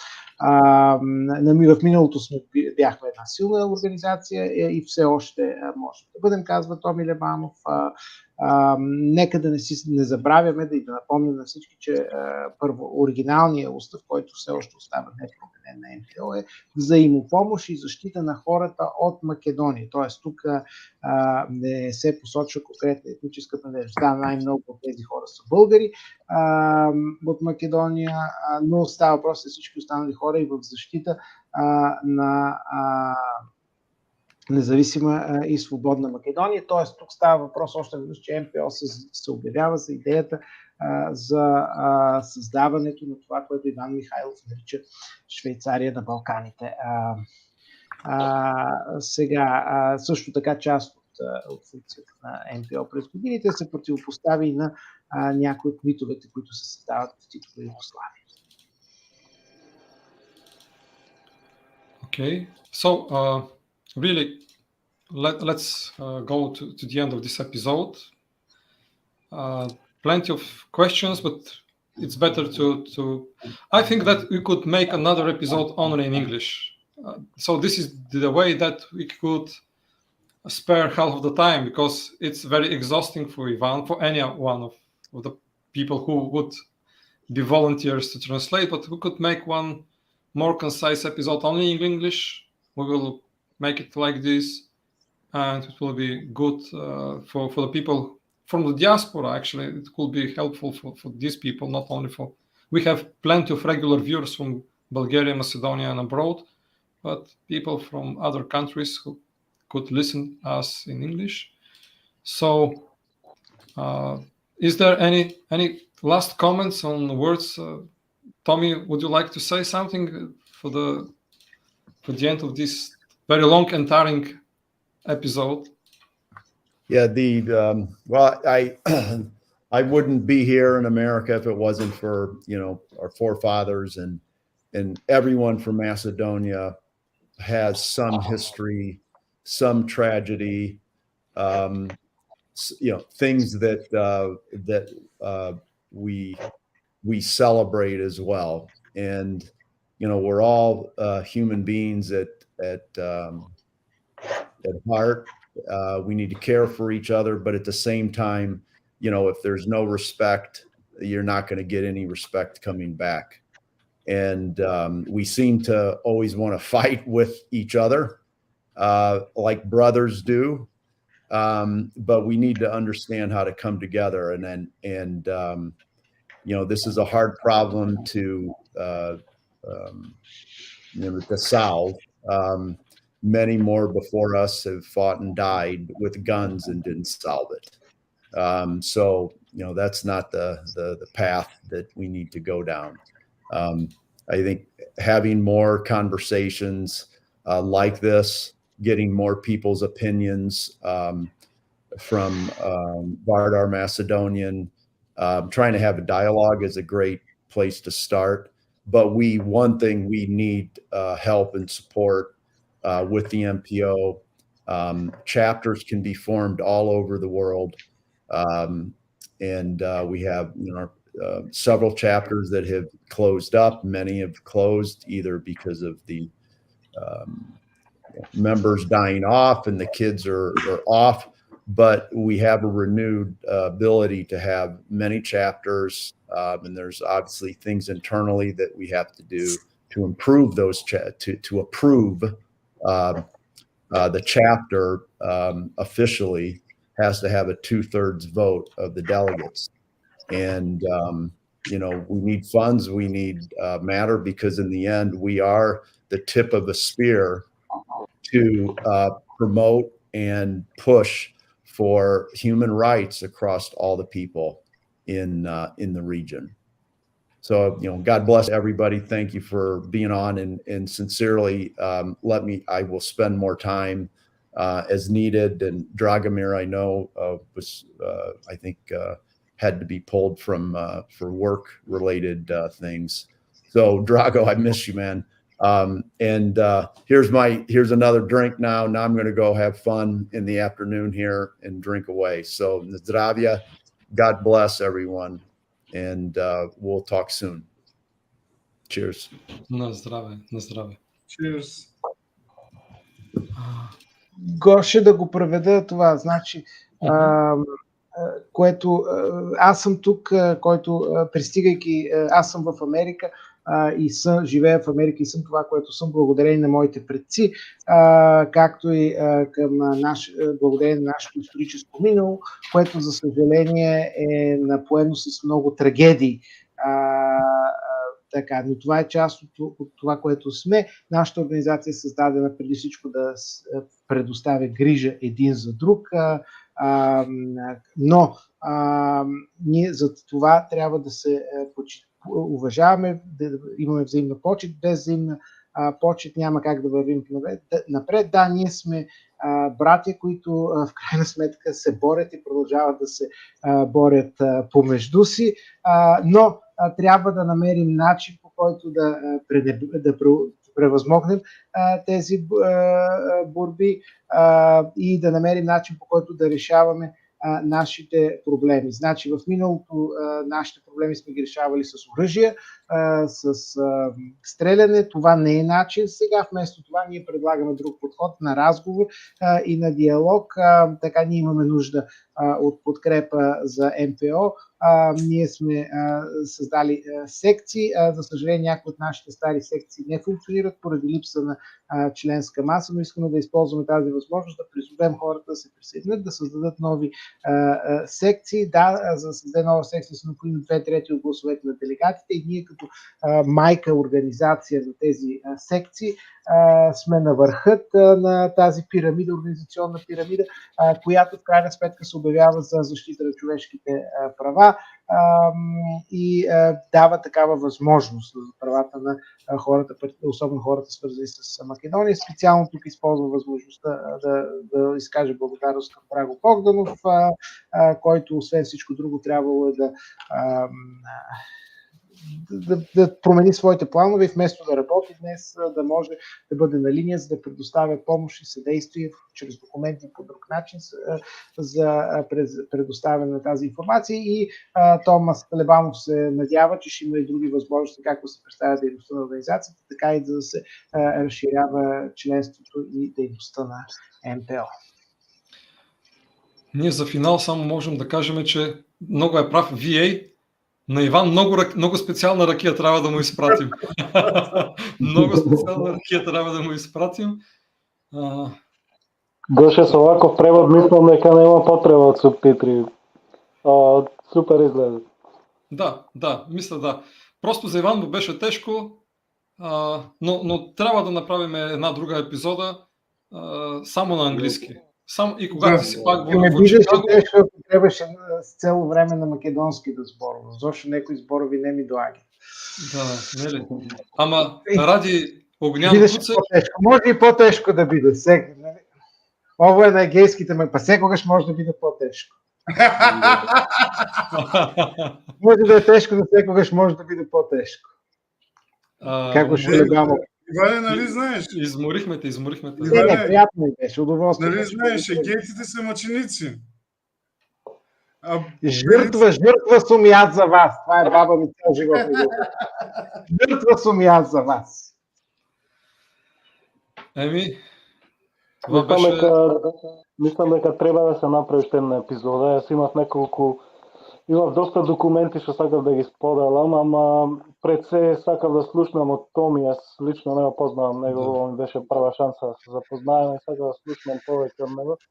Ама не стигна време, не би да се надоврзам на многу нешта. Имав многу интересни документи да споделам за женската секција, точно многу интересни членови на женската секција. Едно од нив е мајката на познатиот битолски војвода Ѓорги Сугарев, Донка Сугарева, за цялото семејство Сугареви кои членувале во МПО и Нали брат му е професор? На Сугарев брат му е професор, доколкото знам. Да, Има една много клучна статия има по македонското прашане. Да. Значи, навистина трябва да направим една епизода, ама ќе ја правиме само на английски, да биде по-бързо, да не се мачи кой да е со превод. 3 часа, значи ти сметай, полата време беше превод. Да. Нали, то нема како иначе да биде. Пола време беше превод, значи ќе го направиме само на английски еден път. И аз, моят английски е безобразен, исто како както и македонскиот ми јазик е много безобразен, ама ќе се пожалам. Гоше, сите сме така, не се секирај. Баш професора да го каже. Така, то ми излезе, той наистина беше ми писал, че вече е крайно време и разбирам го човека, 3 сата време да изкара. Разбирам го човека. Не е свикнал с нашите моабети дълги, така че нормално. Значи, Християн, ти кога ќе се вракеш кон САД? Горе-долу. Не знам, уште е неизвестно. Сигурно уште еден месец минимум сум тука, може и по-долго, може и 2 месеци. Ќе направиме уште една емисија. Да, значи ќе направиме, има време. Има време, ќе направиме още една емисија. Ако не е много отчаян, Томи. Да, како договориме, ќе собереме документите да биде така компактно, колку што е можно повеќе и со помалку, нели, да може да се каже колку е можно повеќе во помалку време, нели. Да. Точно како ќе стане неинтересна епизода. Извинявай, VA, каква му е логоре? Аз днеска почти не съм говорил. Пак започнах. Прав е, VA е прав. Не е прав. VA, не знам дали ще изпратиме ракия на Ивана, ама на тебе ќе ти изпрата. Най-накрая некој да му каже на Гошето, че прекалява с... Нищо не прекалявам. Сликите трябваше да ги Гоше, покажем. аз не ти писах. Въпреки това те обичам. Къде си ми писал? Днес, защото месец юни е Прайд месец. Затова ли ме обичаш? Затова ли? Признай си веднага. Признай си. Така, другари, това беше 76-ти епизод на Коридор 8, посветен на 100 годишнината на Македонската патриотска организация. Славна организация с 100 славни години история, да й посакаме още много. И само да кажем защо е толкова важно, ако имате нещо да кажете за финал, Иван и Кико, ова ни е единствената организация, што има директна връзка со историското ВМРО. Значи, единствената организация денеска што има директна връзка со ВМРО. И тоа е много важно да се знае. Нито една друга организация што се води како ВМРО, партија било или било што, нема връзка директна со организацијата како што има МПО. И нещо повече, дори по времето, когато българската държава не е защитавала правата на българите, на македонските българи, било то по време на Югославия и в Югославия, или дори в България, македонските българи, активистите на ВМРО, тук са избивани, населението масово с репресии е подлагано Утре ще последи такъв текст, Гош. На македонизация. Дори в тези най-сложни времена, когато държавата не се е интересувала от правата на българите от Македония, МПО е продължавала да ги защитава. Една, да го кажем на пръв поглед, отчаяна борба. Една на пръв поглед обречена борба. Ама какво стана? Югославия падна. Какво стана? Днеска е възможно един човек роден във Вардарско, като християн, и един човек роден и тук в равна Тракия като мене, да разговаряме по теми, които са били затворени, които са били забранени. Значи, борбата на МПО не е била напразна. Дори когато в мрака не се е виждала светлина, МПО пак е продължавала да се бори. Значи, какво нещо да имаш кауза и да се бориш за нея. Това трябва да ни бъде урок. 45 години комунистическа България не е дала една стотинка помощ, 1 лев помощ на МПО. А те сами са си правили всичко. Това е нещо, за което трябва да се учим. Мислам дека и в България таа организација е етикетирана како фашистичка. Да. Заради връзките си. Комунистите, да, ма тие не са бугари, тие са безродници. Да. Сега, извините, вака, што сум малко по-радикален, ама комунистите немат етничка припадност. За мене. И аз не правам разлика меѓу комунистите. Сите се исти. И тука ќе застанам, за да не бидам вулгарен. Добре, приятели, да ви напомня тази вечер, по изключение, това да кажем за финал. Да, Гоше, вулгореята ти... Започни ти, Танаси. Не. Айде, кажи го. Ма заедно ще го кажем. Да живее България, Да да живее Македония, Слава да живее МПО. МПО. и слава на Украина! Слава И слава на Украина.